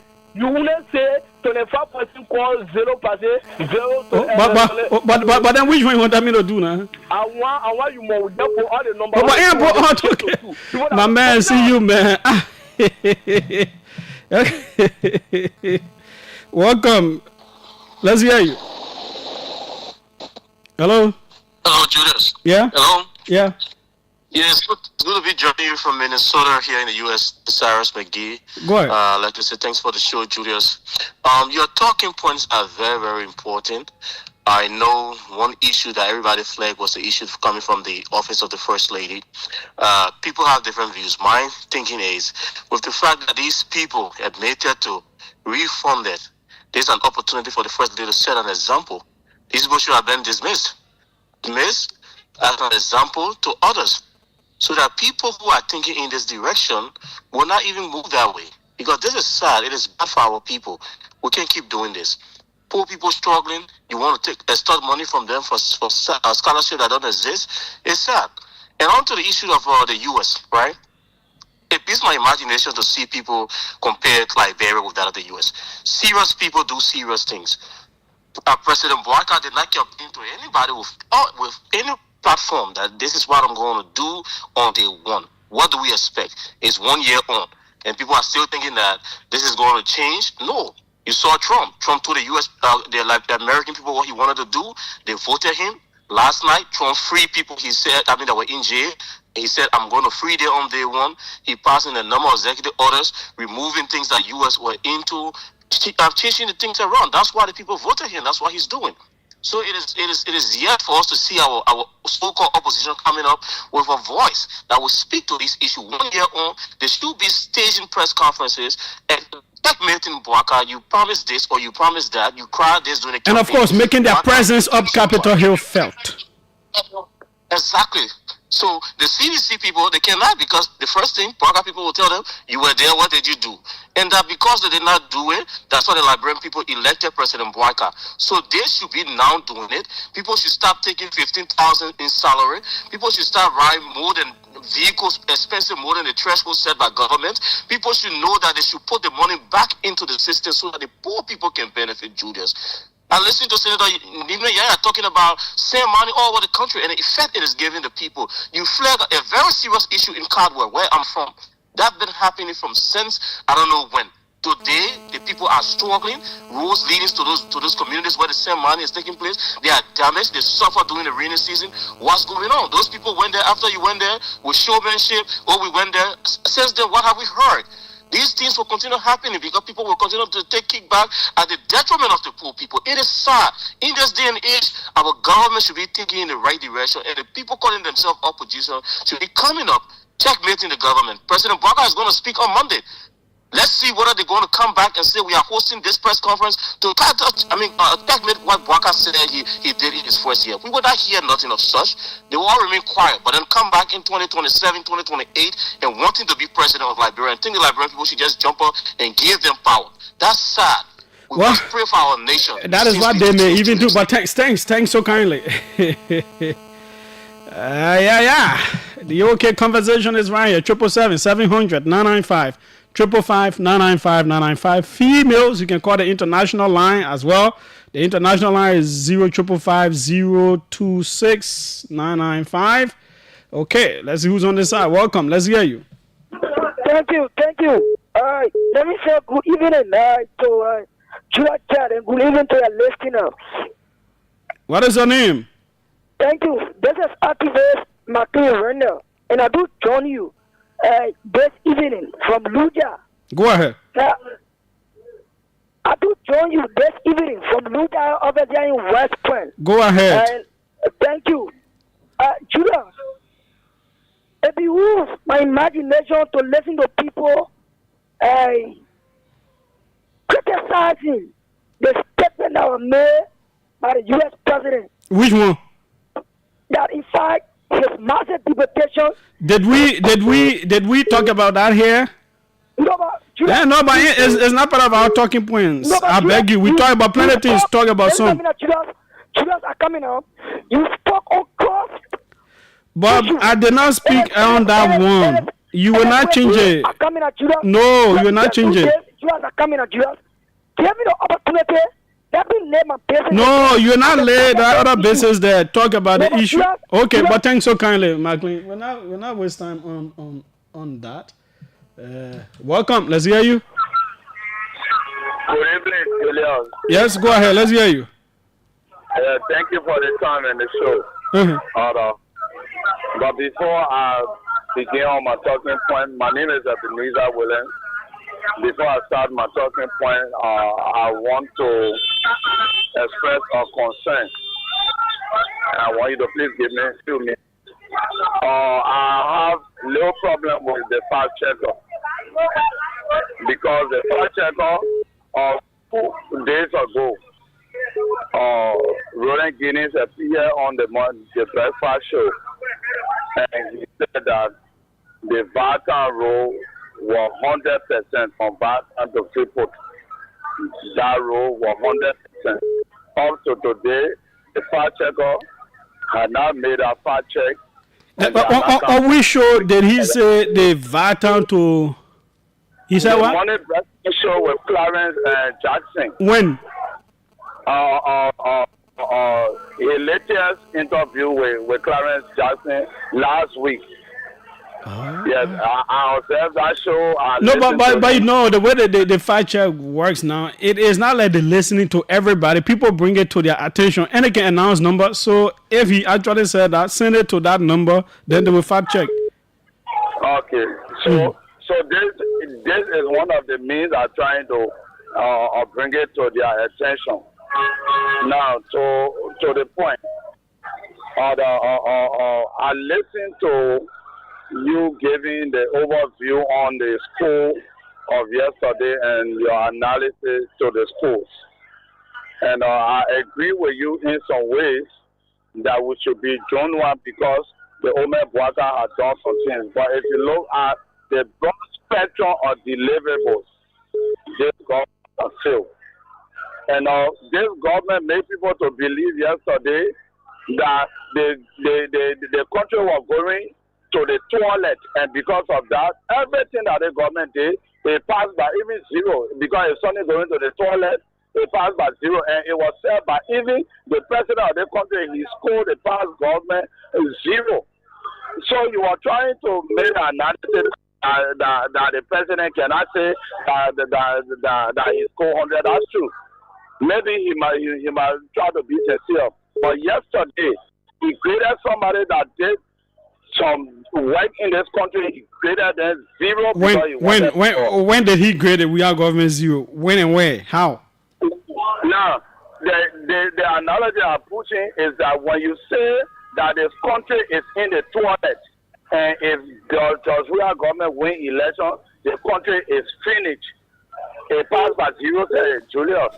It passed by zero. Okay, we need to be that's your view, but he really did not grade it zero. So you are using inferential analysis, which are also questionable. Okay, so Julius, I'm urging us in the public space that when we come to the public space, at least there must be a space for sincerity. Okay. There are so many talking points that you can see the form of insincerity can be so huge. Yesterday, the know that you were conducting that people should come and express. You know that people were changing their voice to women's voice so that they can say, oh, yeah, the government scored 10 or 10. That's insincerity. It is better that the leadership see a very clear picture of what people think about how they are ruling or running the country so that the correction can be made. But for people to be passing around yesterday, I saw somebody passing around and telling the person, hey, Unity Party, let me call the number and give you the phone. It's wrong. It is high level of insincerity. Thanks so kindly. A strong sense of hypocrisy. Thank you for the time, Julius. Thanks so kindly for your call as well. Welcome. Let's hear you.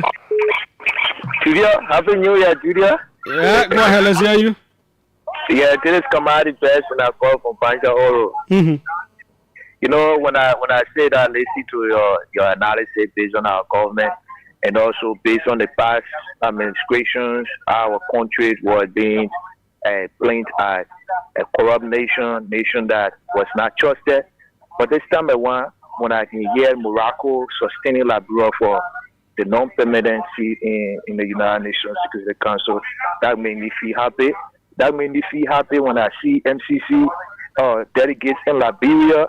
That made me feel happy to hear that the president will address the nation from the Capitol building that was burnt, and there is massive work is going on. Then I know that thing is happening. Then I also know that thing is happening to hear that Liberia is going to take position. I mean, back again on the international stage. They're going to feel happy. Which of the positions? Liberia is going to chair the future of West Africa. Where the woman is at Amma Glasgow is serving as the chair. I mean, these are all significant. Liberia never chaired anything before. No, but to see it happening, under this administration, we are making progress. That's why there are all the weaknesses. That the government faces challenges, but at least we are getting there. Okay. You understand? Okay. So that's what I want to say. Thank you so much. Thanks so kindly for your call. I appreciate it. 777-700-995 555-995. It's like we're having some challenges with our guests, but welcome. Let's hear you. Julius, good afternoon. Yes, go ahead. Let me say good afternoon to the SLSA President Baka. Somebody came back from Broadway this Sunday. Go ahead. So listen to your talking points, and let me appreciate you for always discussing issues that pressure to this country. You see, like you said, there is no difference. We say in a land between CDC and United Party. For me, I voted yesterday or I agreed with government yesterday 8%. So I think we should understand that creating government should not just be about corporate or snap or oil. If you see the government of the day, we can appreciate the government in so many lands that the government has done. There are mistakes. They don't recognize that, right? There have been some mistakes, but on the positive land, the government has made progress. If you see what I saw when I agreed myself yesterday, LPRC, Emotoe, and that of LRA Racing, 711 million as compared to, let me say 719 million as compared to 711 million in 2023. It's free volume. If you see MPA Racing, 4 million in the space of 1 year, as compared to the previous year, we had, 4 or 2 million. It tells you government is making progress. If you see the government or the president suspending official government for maybe right and a state taxing car or prosecuting people, that's a program made by the government. If you also see the political activity. Oh, my man, so your call you made yesterday, you can justify today now? Yeah, justify. Oh no, but we not asked to do that one. Thanks so kindly. Yes, man, justifying your vote now. Welcome. Let's hear you. Yeah, thank you for the opportunity. My name is Amara M. Fufana. Julius, I want to say thanks to the OK family. Happy and a prosperous new year to each and every well-meaning Liberians. And we look forward to those who may have a negative mindset about the country, that the Almighty will help us to change our mindset, because this is the only country that we can call ours, and we got to do everything possible our weak way to make this place better for us, our children, and our unborn grandchildren. Having said that, Julius, we know challenges continue to face progress, obviously. So, the Joseph Walker-led administrations is making progress. This is why it is also experiencing some challenges. So, we are on an obligation to cooperate, coordinate, and collaborate in ensuring Who the we? that the come again, Who the we? the citizenry, Okay. the patriots, including you, because you are playing your role. You are lifting information to be discussed to solicit state public opinion. You are playing a very major role. You are playing a very major role. We only need to do it with high level of rationalization. We got to be much more rational to know that when there are challenges, we admit to the challenges and give recommendations to make progress. Because when government succeeds, definitely it will automatically trickle down to the ordinary person's livelihood. And you know that. So let us do everything that we can do to encourage investors. As government is striving to open up the private sector, let us give the government the necessary points that they need to touch so that they can touch it, so that the investor will be encouraged to come and invest in the private sector, thereby creating jobs for those who that cannot be absorbed by government. Thank you for the opportunity, my dear brother. Happy New Year once again. Thanks so kindly for your call as well, Amara Fofana. Let's take a few more. After the hour, we'll do something else. Welcome. Let's hear you. Hello, Julius. Yes, go ahead. Let's hear you. Yes, this is Wilson Johnson from the Queer Street Intellectual Center based in district number 15 to be precise, looking down. Go ahead. Yes, Julius, let me say this. You see this government, Baka government, the only thing we are seeing, continuous violation of the rule of law. Julius, the case study is the president continuously violating the tenure position. Just a recent way, the election commission, in the election commission act, there is no suspension.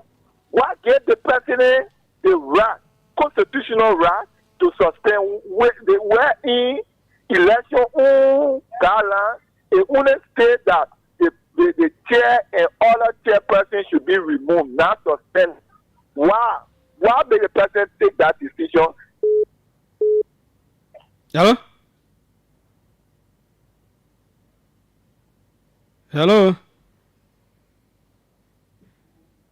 Okay, we seem to have lost him there. So let's bring a few more things to you. So we really cannot get Senator Dillon. It is a letdown. So he's stuck in a whole lot of meetings. So I'll maybe put the next thing up that I want to read.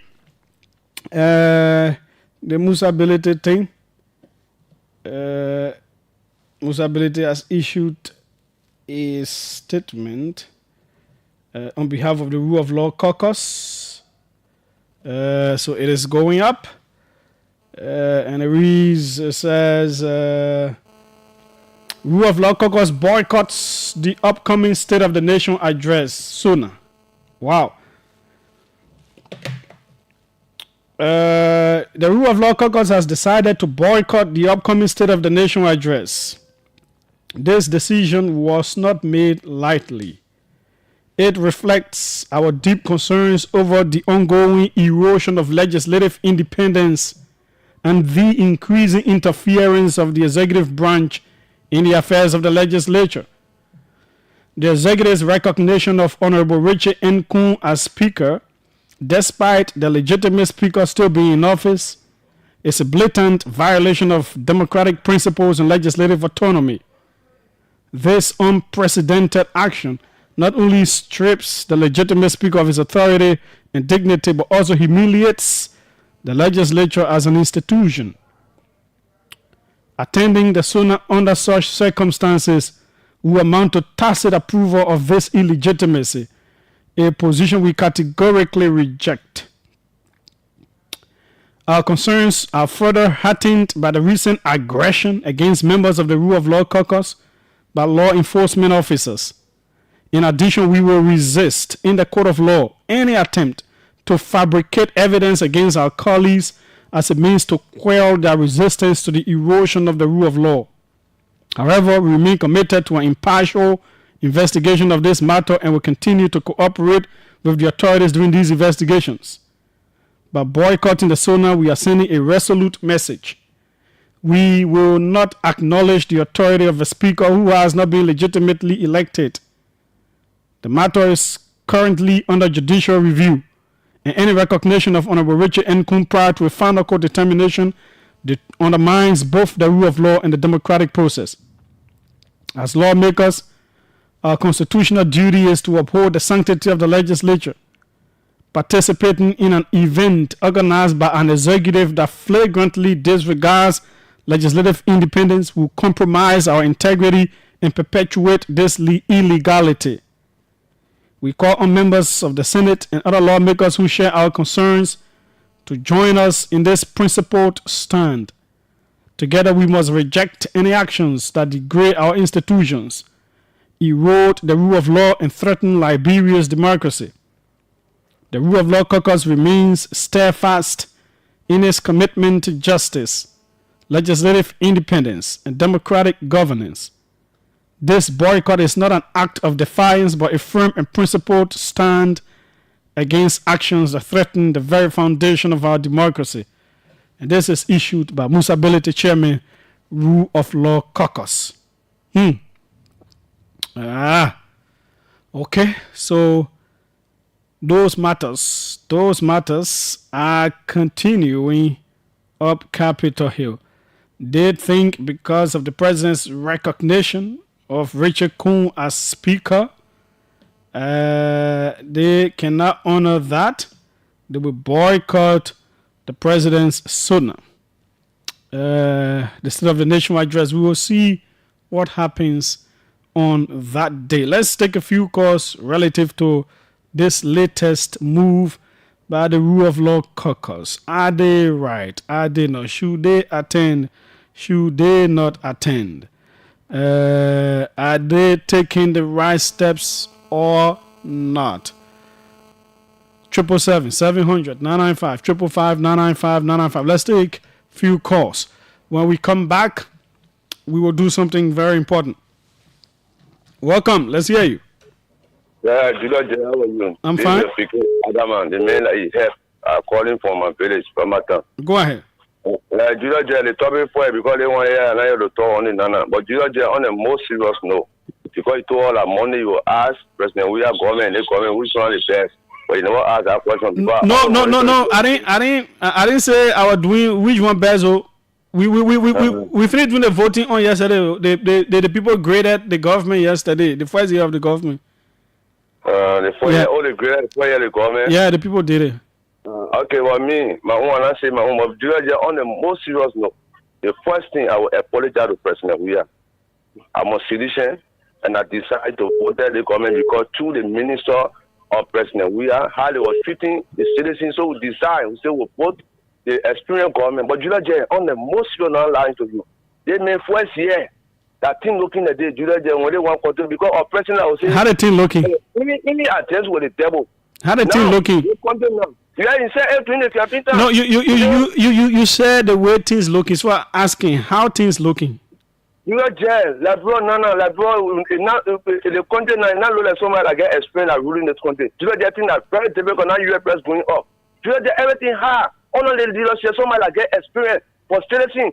You know, the dollar call maybe the dollar call agreeing the government they were getting it on the land papa. But you know, the on the government that I voted for, I swear, thing that difficult. So now I can say that I regret. And if the 4 years can be like hell, the government 4 years like hell, so we are for hell. So I put that the president we are going to betray the struggle and vote the government. Thank you very much. Okay, thanks so kindly for your call. Liberians are speaking different views. That is why we are here. So now let's go to the topic. I only gave that man that dispensation and we finish with that first. So the Rule of Law Caucus. I saw former Representative Gray calling. I don't know whether you wanted to speak on the radio or not. Okay, well, let's see who's here. Welcome, let's hear you. Yeah, good evening, Julius. Yes, go ahead. I'm MacArthur Jalaji. I call you from Thompsonville. Mhm. Yeah, Julius, I just listened to the press release you read, and I think the rule of law caucus, they are acting in the right direction. Imagine what would have happened had they decided to attend the SONA, and the issue of who to preside over the SONA comes to free. What would have happened? The whole place would have turned into a disarray area. So we want to say thank you to the Rule of Law Caucus for acting in a very prudent manner for boycotting the program there. I think they are acting in the right direction. Thank you, Julius. Okay, thanks so kindly as well. Welcome, let's hear you. Hello. How are you? Yeah, I'm President Go ahead. Yeah, Julius, I want to say thank you very much for your analysis. I mean, these are things you guys need to be doing for the betterment of our country. You know, the party called Unity Party, you know, when they are in power, they always talk about peace, we should be people, we should save humanity, because it's better can come to the country. But when they were in the opposition, they said not about the country yet. But they are saying that we should be peaceful. How can we be peaceful in a type of country that is ruling? The country is very much massive. Nothing better you can see. We see somebody that say they are So you don't want to be peaceful? What do you want to do? No, we will be people, but the matter of fact, they should not say we have for our own position. We will be people, but they should not be when they say they can red, they be angry. Okay, thanks so kindly. Let's focus on the rule of law topic. I'm coming to do something else shortly. Hello. Yeah, thanks so kindly. Let's take someone else right here. Welcome. Let's hear you. Thank you, Julius. My name is Danishas Mattel, and I call from Monrovia. Go ahead, Danishas. Yeah, I think there's a statement from the Rule of Law Caucus brings me back to a similar conversation that you started and I participated in, where the majority bloc in their quest to take some actions, you know, especially with regard to the removal of Fonadi, did not create a pathway for dialogue and to incorporate the minority, you know, as was seen in the case with Snow. Mm-hmm. So the guys who did not want Snow, you know, they have to wait until the Snow group joined them, and then they had a new election, which we did not see. So it looks like this crisis on Capitol Hill is going to go for, I don't know, for the unforeseeable future, and it's going to impact on a lot of things that this government is going to do. I mean, I don't wish for it. You know, I want progress for the country. I'm getting old every day. I got children who got to live better lives. So if the country is in chaos, I do not benefit. If the country is progressing and everything is prospering, I will benefit. But with this statement from the Rule of Law Caucus, it says that the crisis has apparently just begun. Okay, thanks so kindly. Okay, so let me take a quick break so that we move on to the next thing we want to do. Sorry, we cannot get Senator Dillon. He got bogged down. If I had known this earlier, we would have had other people coming in. Simple. We're able to talk to people to come in anytime. But he just messaged that. So we're coming to do something very important to the government. Let's take this quick break.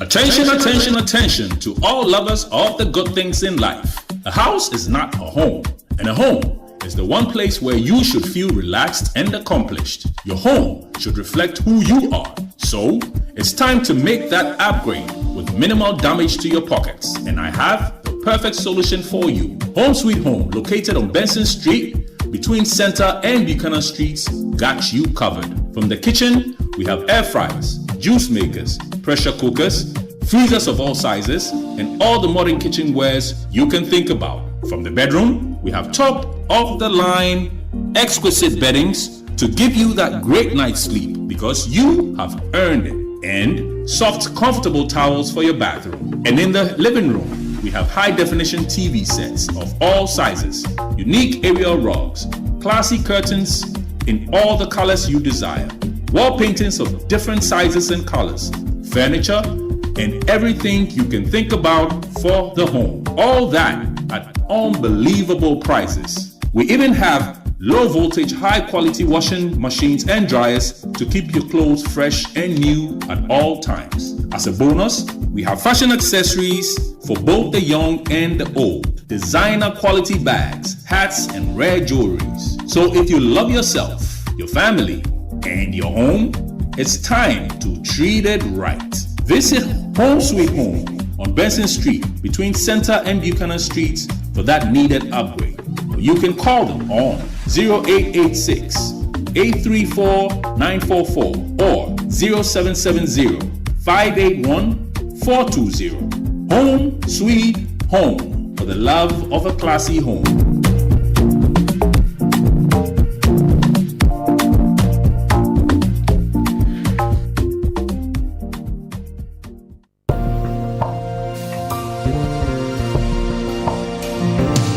We're right here.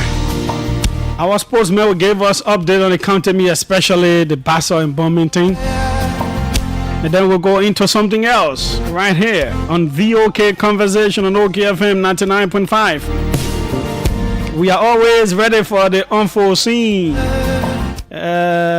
Somebody once said, what's it calling power? Somebody who said there are noons, new unknowns and unknowns. I know you gotta be alright. I know you never. We will continue to play our part. This country has to get better. We have to do better. I know you're gonna be alright. We have to grow and develop. I know. We must create for ourselves a great nation. That's why we must continuously demand the best out of our leaders. Breathe. Breathe. Yeah, I know it's tough for you. Wherever you are, whatever you're going through, whether you're hungry, looking for that rent, school fees, you're sick in the hospital, you just have so many problems in life tying you down. You're looking for a job, your business is not going so well, you want to travel, you want to gain scholarship, whatever it is, just breathe.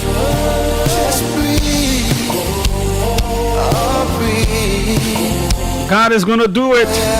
He's the master planner. Just believe. Work towards it. Don't give up. Yeah. Let me go back on this one. I know you want to give up because things ain't working your way. Let's go. I know you wanna give up. I see things that are working in your favor. Ooh, it's alright. I know you're gonna be alright.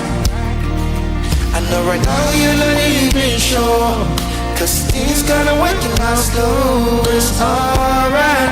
I know you're gonna be alright. I know right now you're losing hope, and you don't wanna do this life no more.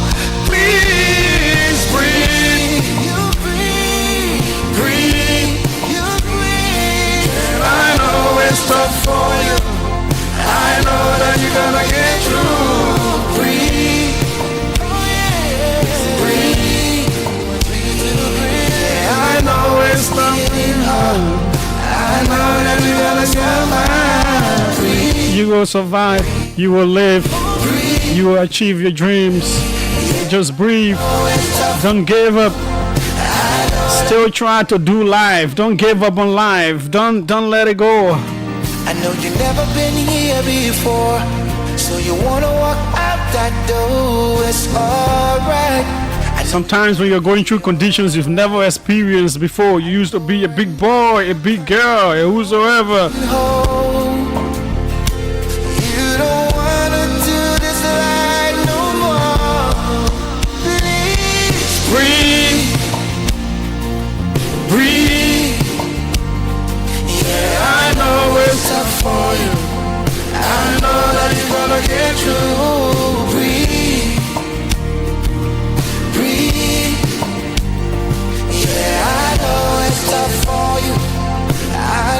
This person says a very good song. It seems you have dedicated it to me. Breathe. Okay. Oh, breathe. Oh, breathe. Oh, breathe. Yes, indeed. Just breathe. We have our man Sylvester Tamba here. Counter Meet Wahala. Sylvester, welcome. Yeah, thanks ever so much, Julius. It is a pleasure. Tell us, Bassa, bombing, protest, where are we? Today was supposed to be the hearing? Yes, so the hearing was done today. Both parties were invited by the protest committee to hear into the protest file by Bassa earlier during the final round of group matches for this edition of the National County Sports Meet. Bassa claimed that Bombi used four first division players, which actually contravened Article 13.13 of the guidelines for this edition of the National County Sports Meet, which calls for 3 first division players and 3 second division players per county. So contrary to that, it's actually against the rules, but you have to back it with evidence. So it's from that backdrop. The both parties were invited today. The hearing started at exactly 10 o'clock at the Ministry of Youth and Sports. And yes, Bombi was represented by his sports steering committee chairperson, Adukane. He carried his evidence to prove that, he's innocent, because you have to do it. And you know, these days it's not like before. There is something we call player's cut. Yeah, so you will bring that player's card in a photo or Instagram bear. If you say, for example, player Julius Jet with number 2, then you show A and then verify, then you pass. But this time we have certain things they call LFA connect system. Not just the LFA connect system, is worldwide.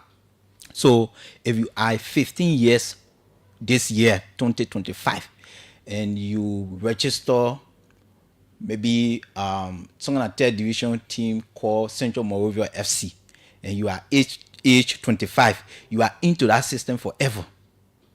So if you are first division player this year, maybe next year you third division, they connect, because every year you will register, but your system already captured. So Bombi went there to provide evidence.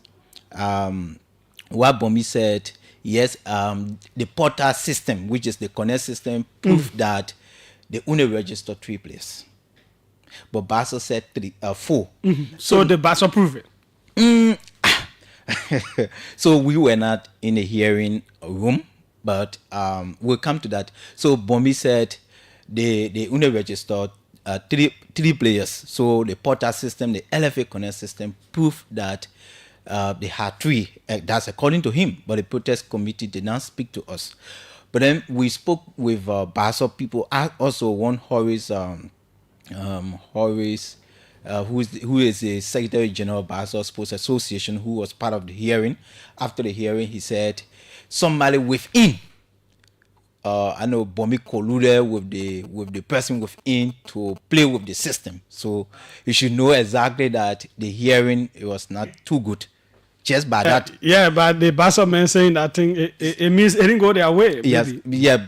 So you will not have to wait, though the protest committee will have to do her final ruling to tell us exactly, but just by him saying that, though they claim that there were 4 or first division players register or play in a competition from the angle of Bombi, but you have to prove it. So he says somebody from within colluded with Bombi. So the question to him, is it something easier that you can play with, because the system is not connected, it's not even you don't have access to it just like that, where you can go and change somebody's date of birth, or maybe you change somebody's name some way. So we are wondering now as to... But so far the committee itself hasn't come over ruling. No, they said in 24 hours as of 12 o'clock. Okay, we will see what comes out of it. What could be the penalty if found guilty? Bassa will get her 3 points. I don't like that penalty. So Now, it is not because it is bad or whatsoever, but I think it could penalize others who did not do wrong. Those kinds of penalties should directly penalize the team that does the action. Because if you give, for example, Barca is in a group of 4. Yes. Right? And those were the last games. If you give Barca 3 points, it affects Maryland, it affects Bomi. That's like penalizing everybody else in the group, isn't it? So, the thing about football, the issue of legitimate player, sometimes illegal players, right? Let me just say, if an illegal player having to play for you, maybe 3 matches, and the people found out that said players was illegal to, SYC player was not to play, but maybe, somewhere where you play and later the people found out, the 3 games that player play, if that 10 games, the people deduct all of the points. So now, we hear, one corner where he plays for LPRC Oilers. He played the first 2 games for Bombi, and if Barca having to go that route to say, why they may have to play, still the points will not be awarded to Barca because this is the man who played the first 2 games and he sustained. But for me, the man is not in the system because from the angle of the SG, for him to have said, the people collude with the system. So that means that the man could have played without his name being in the system? It's just very difficult for you to play and you are not in the system. Well, we'll see what happens. So, I don't know. Yeah, but let's see what the committee will come up with. So, the issue of, almost like, because, in football, the body language speak. Adu came out almost like celebrating. But the Barca team was not too happy. And then when we asked for interview and he tried putting it in a kind of a form, and we ourselves, I suppose journalists will say, you can do your own analysis and know that he said they colluded with the system, so maybe they never have sufficient evidence to trade. Thanks so kindly, Sylvester Tamba, and thanks to Stephen Johnson for letting me. The quote was done by Donald Rumsfeld. Yeah, thanks so kindly. We will allow Sylvester to go now. So this is what we want you to do. You will call and recommend to the president this second year that coming. Where do you want him to pay attention? What do you want him to improve upon? What do you want him to do? What are areas? The different sectors of government. What's happening around you and all of that. Let's be decorous, respectful. It's about you recommending. What do you think you want the president to lead the government to do better? Where? We can give you up to 2 minutes to make your recommendations when you come through. Women, your line, the international line is also the women line. 0555 026995. I believe that is the number. Is that it? Yeah. Okay. So 0555 026995 is the women's number. Men, you can call 777-700-995, 555-995-995. Where do you want the government to improve? Where? Welcome. Let's hear you. Yeah, good evening, Julius. Yes, go ahead. Yeah, my name is Azem Katama, calling you from District 14 to be precise. Yeah, thank you for your hard work that you've been doing for the country. You have best thing in place as a journalist, a professional journalist. I will praise you again. My recommendations was His Excellency President Julius Braga. One has to do with play. But I'm seeing it, but I don't want to see what is going on because I want to see everything when it's completed. Number one, the road network connectivity is doing extremely well. But man, that team that you asked you to call. Okay. I am specific. If everything is okay, go and get anywhere to where you wanted to improve, then leave it. You shouldn't call. Let the people who get recommendation call. Okay, please, I beg you, please. Okay, so my recommendation is one of the major places that the health sector. The health sector, I beg you, let you pay few attention to the health sector in this To country. do what there?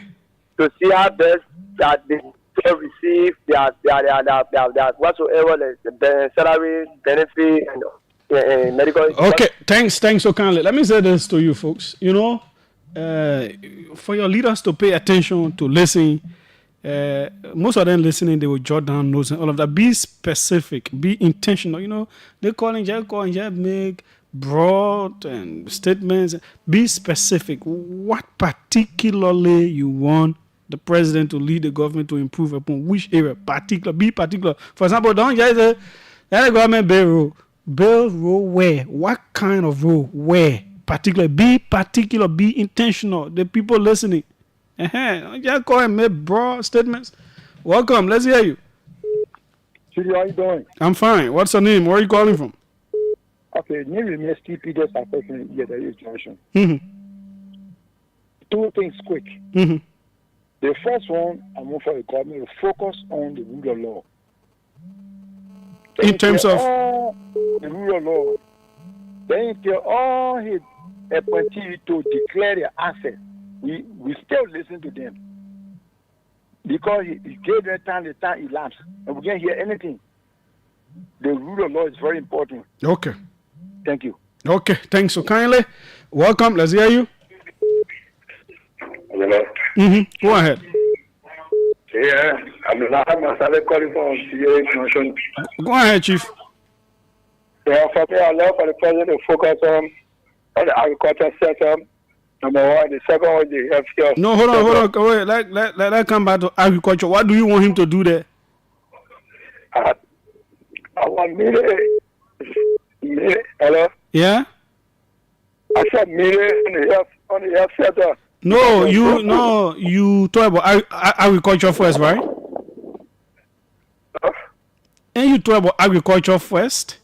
Yeah. What do you want him to do there? You need to empower the farmer, the agriculture sector, so that we can grow more food in our country. Okay. And what the next one? Oh, sorry, you went off? Welcome, let's hear you. Good afternoon, Julius. Yeah, what's your name? Where are you calling from? Yeah, Julius, I'm Danny Walipe from Farm 40. Okay. Julius, what I want the government to do is that the president should focus on the respect of the rules of law in this country. That's what I want the government to do, to focus on the rule of law instead of breaking laws again. Okay. Thank you. Okay, thanks so kindly. Welcome, let's hear you. Yeah, good afternoon, Julius. How are you, sir? I'm fine, go ahead, let's hear you. I'm Super Best Man, a political number, and I play for Louisiana. Let's hear you. Thank you. You know, when I hear this rule of law caucus, sometimes I can laugh. You know, this thing for me, what I see is that I don't support the majority blah what. Oh no, that's the one we're talking now. Yeah, okay, no, Chief. Now we want recommendations to the government where you want the president to focus this second year of his government to improve and all that. That's what we own. Thank you, Julius. And what I want the government to focus on, I'm seeing some green like some other places. Road. I'm seeing the Motor Road. Government already started working on it, and even also the road leaving from Samokata Junction. So they made recommendation now. If you get recommendation, then we'll tell you from on the line for the people who get recommendation. Thank you, brother Julius. Okay, thanks so kindly. Yeah, you get recommendation. Let the people get recommendation talk. That's important. Welcome, let's hear you. Good afternoon, Julius. Yes, go ahead. Okay, thank you. I'm George Watkins Jr. and I'm from my comfort zone in District 13. Okay, Julius, thank you for the time. Firstly, I would like to tell the president to pay more attention to the issue of the war and economic crime code. Julius, because if you listen to the statement being made on the late Senator Queen Johnson's funeral by some warlords It was disturbing and disheartening. So I would like for the president to come down very hard on them, on the issue of the war and economic crime code, so that those guys who be roaming around the country making all kinds of statements that will incite the citizens and to make them to go astray, Julius. So that's my recommendation to the president. Okay. Thanks so kindly. Welcome. Let's hear you. Hello. Hello. Okay. Hello. It's like this one got problem again. Yo. Hey, let's see. Let's put this one off and put it back on. Let's come to this other line. Welcome. Let's hear you. Hello. Hello. Mr. Jia, good evening. Yes, go ahead. Let's hear you. Sekou Fofana is money in the committee. Go ahead, Chief. President Baka, I beg you, Papi. I hope people are in government, they listen to me. Even if you're not listening, people that are in your office, they are listening. President Baka, I beg you, don't forget about the what we put you there for.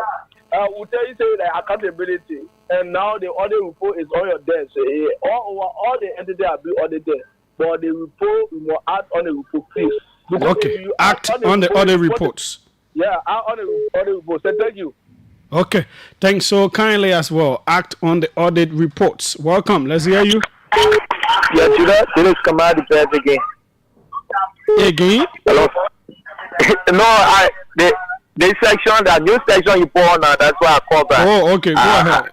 Okay. So I would like to give recommendations on the president should immediately give executive orders to draft all tariffs on the importations of educational materials in our country. Julius, it's very expensive. Could you imagine students are buying clean sheet for 3 for 10? Carbon boards that we used to buy for $5, students are buying it for $20, $25. All the educational materials in Liberia is very expensive. And then we cannot be saying we promote the education when students are not able to buy materials on their own. Okay, so you think the reason educational materials may be expensive is because of tariffs? Because of the tariffs. Okay. The tariffs at the port. It's so expensive. So when the port bringing the materials and make the materials expensive. Okay. We are not doing well. And then the next thing I would like for our government to do, because when they have already passed the 2025 budget, the president should improve on the Ministry of Tourism, because that's a tourism sector. There is not a ministry, but there is a department of tourism. But we should. I'm giving a recommendation now that they should have a Ministry of Tourism. No, I think there is a bill for the tourism authority. Yeah, there is a National Tourism Authority bill that will give it a separate office, not necessarily a ministry, but an authority. Authority, okay. Thank you for the information. That's my two recommendations. Okay. Because it will help to bring in revenue to our country so much. Thanks so kindly. You see, that's why I talk about being intentional and very clear on what you want the government to do. Welcome, let's hear you. Julius. Yeah. Thanks for coming out today here and the recommendation to the president. So, Sama Dukaba from Broadway, this is 17. Go ahead.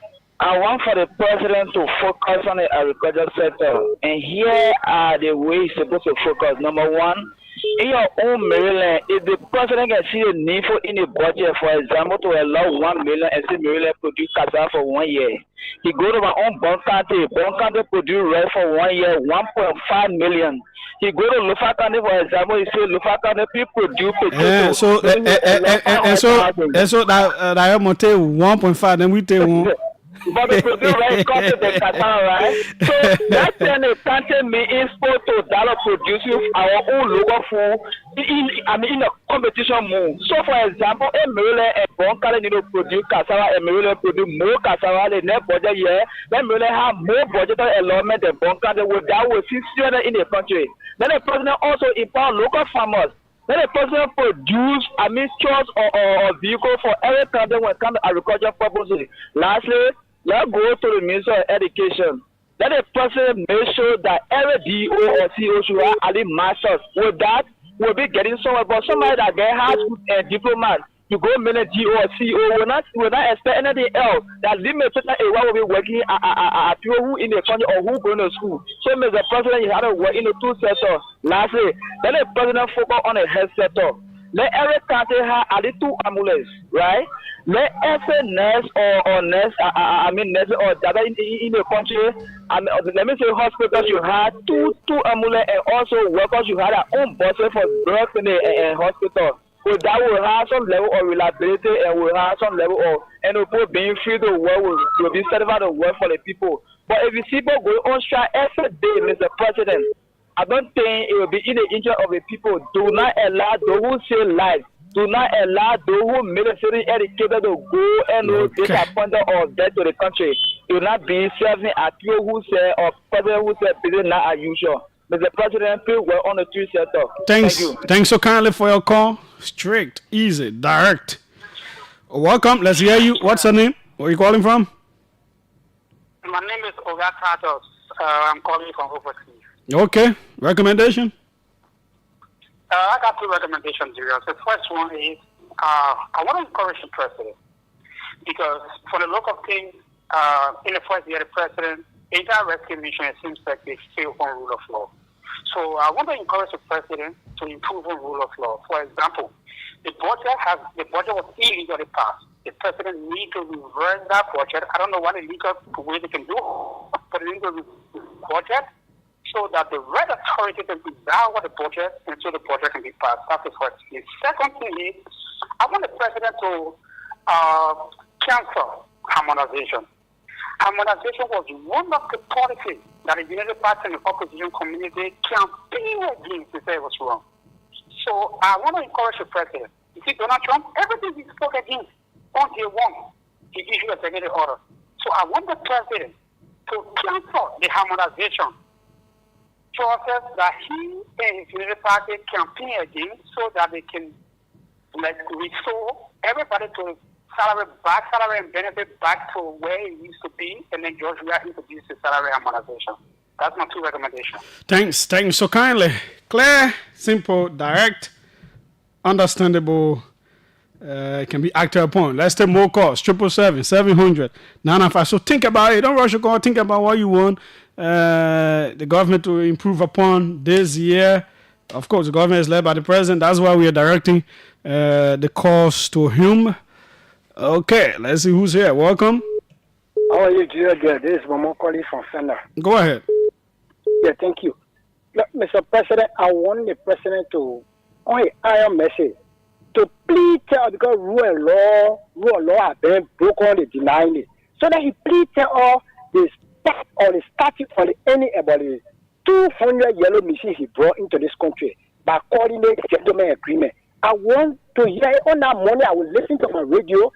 And after Monday, we want the president to please speak about it, how far the gentleman agreement has reached. Number 1. Number 2, I want the president to be fair, to know that no country can be having 2 speakers. Let him come out and say, because you can be working with the other speakers, then you're not talking it. It's clear. Then, because they went Ghana, they were doubting to people, other speakers sitting there, the other speakers sitting there. But then he said, I'm working with the other speaker. Then that means the speaker, either you resign or resign, like people know that the government took you from there. Thank you very much. Thanks so kindly as well for your call. Let's go international again. Welcome. Let's hear you. Hey, Julius, this is Cyrus McGee again, calling from Minnesota. With the fact that Liberians can remind our president and our government of what needs to be done. I think, Julius, one major thing that this government is missing up on is the issue of reconciliation. Since the elections, with the court of the elections, the margin in these elections, we knew that this country needed to be reconciled. And it's sad that 1 year on, we still see even our national leaders who should be leading this cause for reconciliation still behaving childish. Look at what happened, what was displayed at the funeral of Senator Johnson. That clearly shows that we are still lacking on this. We hope that President Boakai in this second year can look at the need for reconciliation. Start with you, the leaders. You come, your people listen to you. How can you bring Liberians to a point of reconciling and moving our country forward? It is sad that we cannot see one another because of political differences. Everybody who on the government side feels everything is right. People who feel that they are not supporting this government feel that nothing is right. Trust me, if we cannot do this, it will not be good for Liberia. National reconciliation, Mr. President, is the way forward. Thank you. Okay. Thanks so kindly as well for your call. Let's take more right here. Welcome. Let's hear you. How are you, Julius? I'm fine. Go ahead. My name is Daniel City, and I call you from the south of the SPA, West Morning. Nothing. Julius, I want the president to focus on the National Transit Authority because, transportation, when you finish building all these roads, nothing will use the road besides vehicles and other moving objects. So I want the president to focus on the National Transit Authority. Let him to provide buses so that the National Transit Authority will be able to ease the burden of transportation in Liberia. And I also want him to focus on the health sector.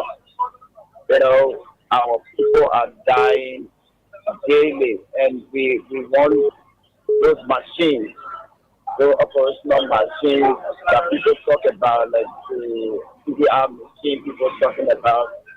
I want him to focus on the health sector so that our people wouldn't die anymore in our country. So thank you very much, Julius. Okay. Thanks so kindly for your call. Let's see who's on this side. Welcome. Let's hear you. Evening. Good, Mm-hmm. My name is Joe, and that is Go ahead. Yes, you're live. Go ahead. Yeah, my recommendation to the president, let him please. Two times he has called a long-term friend. We have not known his name. Let him next time he call a long-term friend name. The last time he attended a long-term friend daughter wedding, we do not know the long-term friend. Mr. President, please learn how to call your long-term friend name. That will know him. You don't just be calling your long-term friend, that will know him too. That's my recommendation. Okay. Thanks so kindly. Call long time friend's name. Okay. Welcome. Let's hear you. Hello. Hello. What's your name? Where are you calling from? Thank you. My name is Jake Baco. I'm calling from Balanceville. Go ahead. I get two issues to recommend to my government. Mm-hmm. First thing, let me appreciate you for the show first for taking the time to get all the kind of opportunity. The first thing first, let me call my government. We need to prioritize the education sector. The education sector is one of the backbone of every society. I ask my government to focus more attention on the education sector, at least to by doing what? Like thief right, like a thief right, like open a thief right school all around the country. It's not everybody will not go for the degrees. Sometimes if you get the skills in, you can make use of the skills, and you the girls that live in. Everybody now go for the masters, the BScs, and the PhD. But if you get a technical skills, you can. And secondly, I really want the government to really look at the agriculture sector. The agriculture sector is one of the major sectors. I really urge my government, in the RX agenda, we talk about agriculture sector. So I urge my government to focus our attention on the agriculture sector. What particularly in that sector? I want holistic day. They can look at rice production, cassava production, hello, potato, yam. Agriculture is a large sector, but it has to tackle major part of the agriculture, meaning rice production, planting, the other sector. Europe, if we can really produce it, and not only of our consumption, but we can sell it up, then also it's a boost to the economy. Take example, like we say about 4, 5, or 10, 15 million out of planting outside the country. They return back. What we do to the economy, it will boost up the economy out. So I just looking about holistic production. So we get the land in this country. We just need to invest more into the land sector. If we invest more into agriculture, we will harvest more, and we will feed ourselves, and we can even sell outside the country. So I really urge my government to really look in that direction. Okay, thanks so kindly. Let's see who's coming from this end. Welcome, let's hear you. Hello, That women are in international post protocol on this line. I gave you the main whole 2 lines.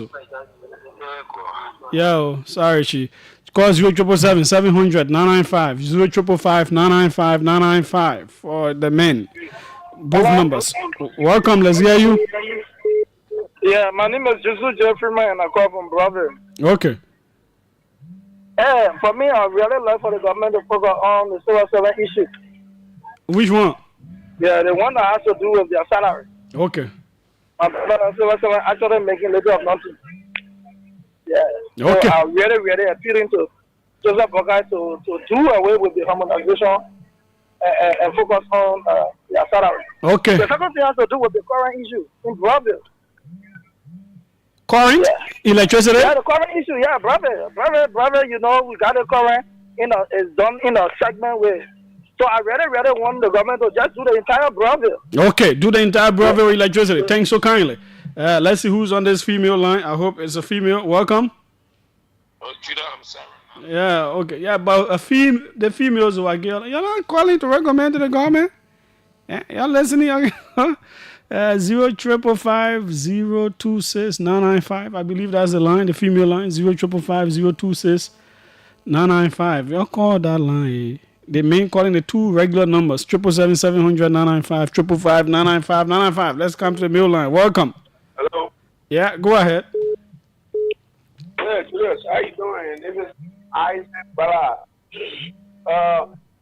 I really want the president. We cannot be complaining about corruption in the various sector of his ministry and all of that. Then at the same time, we be complaining about corruption in the first lady office. So let the president improve on that first lady office, advise her appropriately, so that corruption, we should not be hearing corruption in that office. That's what I want to really, the president to really put it down on. Okay. Thanks so kindly for your call. Ladies, women, females, call 0555 026 995. That is the international line 2. The males call the 2 regular lines 777 700 995 555 995 995. Welcome, let's hear you. Yeah, good evening, my name is Emmanuel Samuel Jr. I do join one district 2 around the Jibani Freeway. Go ahead. Yeah, my recommendation to the president, if I have to speak to the president now, saying that he should focus on the just area, because our young brother, meaning where I live now, he can't in my community. You see these young guys smoking together having political conference. So I want the government really put money into the job area and also the education sector and also the health sector. To do what there? So to put more money there so that those agencies will be able to function well. Okay. Thanks so kindly. Let's see who's on this line. Welcome. Good evening, Julia. I'm Rosemary calling from Fender. Let's hear you, ma'am. Yeah, I want the government to look into the very credit area that they loan area, for example, the black. Julia, why in the world you pay money on Monday and the following Monday you start paying? When they borrow, you have to pay. That who doing that also? Is it a government entity or other private entity?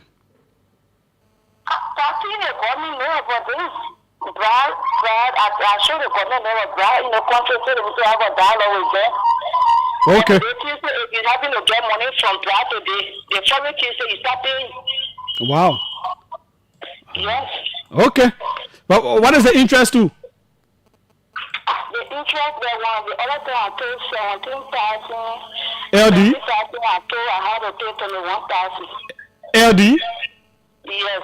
So you take 17,000, you pay 21,000. That's like 4,000 plus. Wow. Yes. Okay. Thanks so kindly. I'm sure that is something the government has to look in. Very important. Yeah. You see, that's why I say the women you should call to, because we had a kind of one before. 17,000, 4,000, 460. That's 25. So it's like 20% plus interest. Yo, what? Let's try this female line again. Welcome, let's hear you. Good afternoon, sir. No, that women line. I get a whole 2 lines, man. Just coming on women on a line too. Yeah. Let's go international again. Welcome, let's hear you. Who's that? Oh, Julius, sorry, is this a female line? No. Oh, go ahead. You are an international caller. Go ahead. Oh, okay, yeah, thank you, Julius. So, I want to appreciate. I don't know why OKFM international line is not working. It's working. Yeah, but oh, you mean WhatsApp? But the internet. I think the internet is off on it. That's why. Sorry. Yeah. So, Julius, I want to encourage the president. Though I'm in opposition, I'm from the CDC, but I want to encourage the president. What is your name first, and where are you calling from? Oh, sorry, I'm John Akindire, and I join you from London. Yeah. Okay.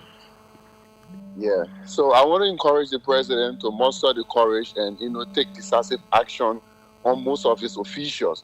There's so many things the official has done, and sometimes they go to cabinet meeting, re-emphasize on encouraging them to stick by the law, and they refuse. One, the issue about the president mandating drug tests. When he went to the first State of the Nation address, he mandated that all public officials should go and do the drug test.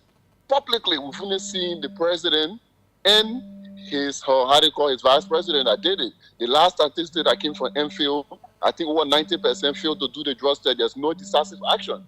When it came to the Amin Modakar situation, people will spin on it to say, oh, the president encouraged Amin to resign. But what we know is Amin resigned at his volition. And we also heard that the MPA guy and the double Jara bought similar car above 45,000. There's no action. Then we come to asset declaration. There's no action about that. The LTA situation, this government came on the matter of rescue. People said they were being paid hugely. The president said he was going to launch an investigation and take decisive action. There's no action still. Then when it comes to the issue of corruption, the president have nurtured corruption from the day one he entered office. He had nurtured corruption. He came to the 600K inaugural fund. No investigation. His chairman, Luther Tappe, was accused of taking 73,000 from the inaugural fund that went to the district. No investigation. It came to NASCOP. There's no investigation. There's no decisive action that was taken. All the indictment from the CBL, from the LTA, was it just about dismissing these people or about restituting the government funding? There's no action. Okay. The president needs so you want him to take decisive action in these cases. Thanks so kindly. Let's take more calls. Female line 0555 026 995 is the female line. It is also the international line. Welcome. Let's hear you. Good afternoon.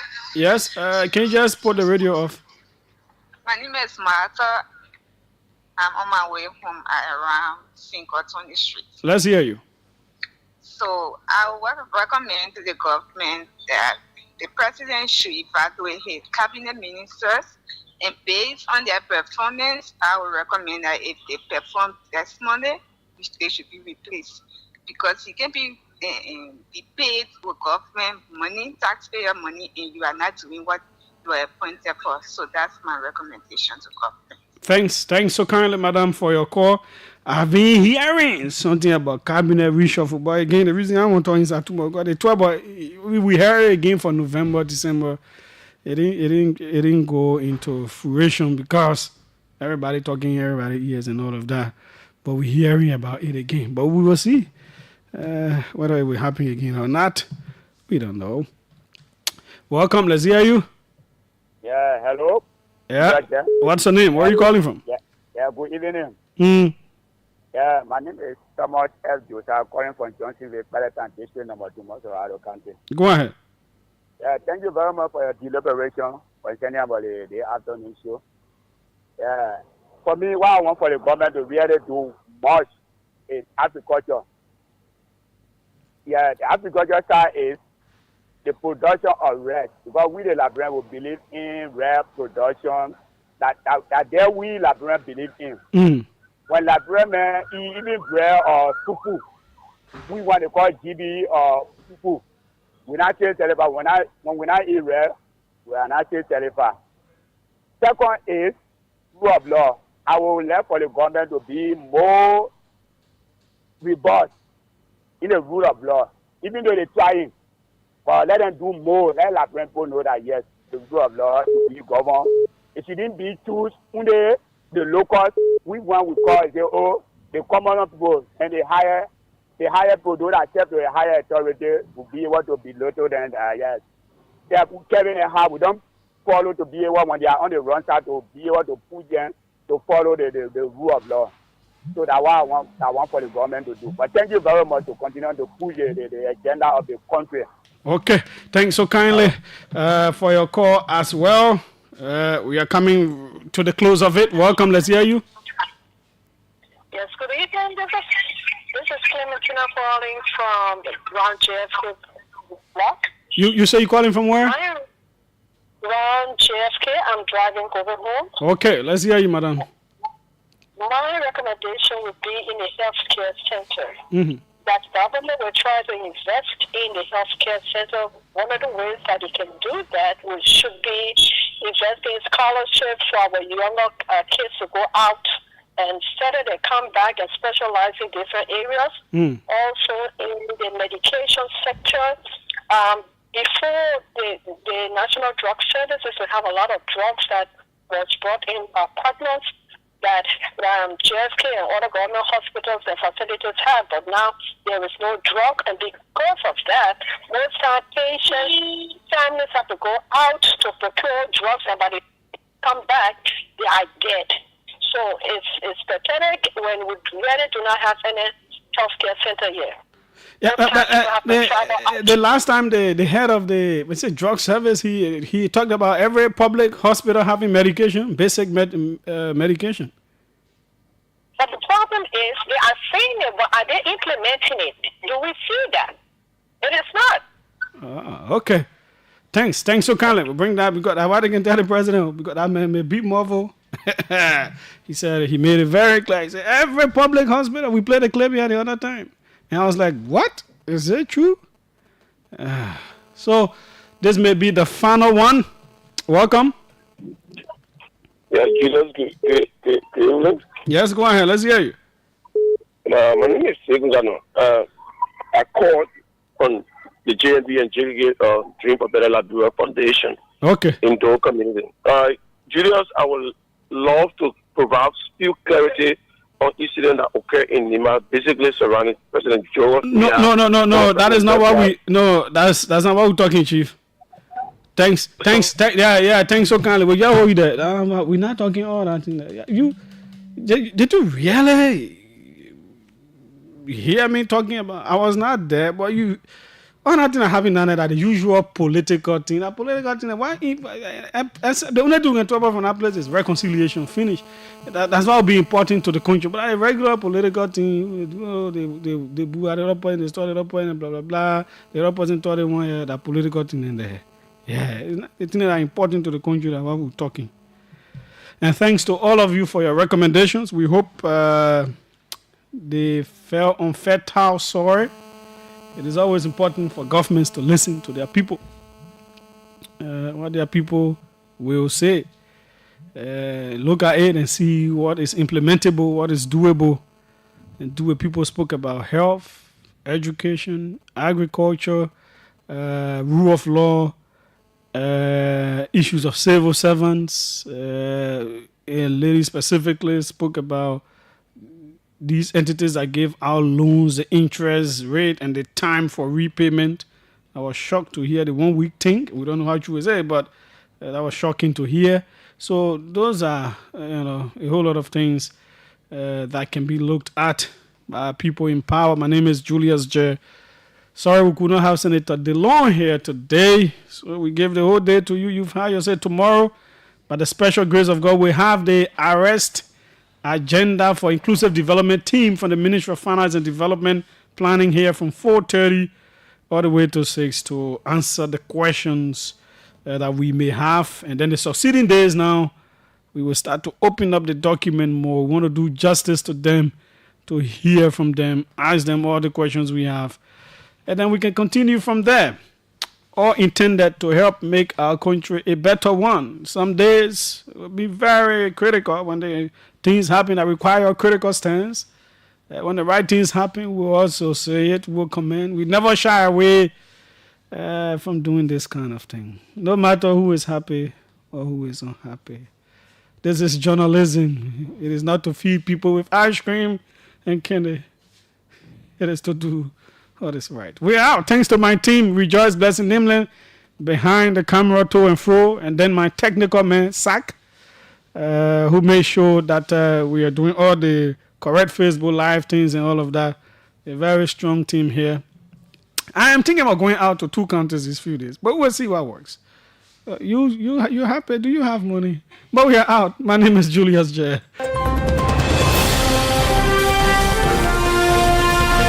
Newsnet never disappoints. Newsnet goes for the most controversial news stories that impact our lives. This is why we are Liberia's #1, the only champion when it comes to news presentation in Liberia.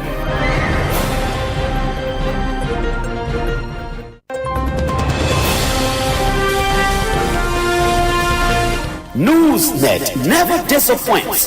Newsnet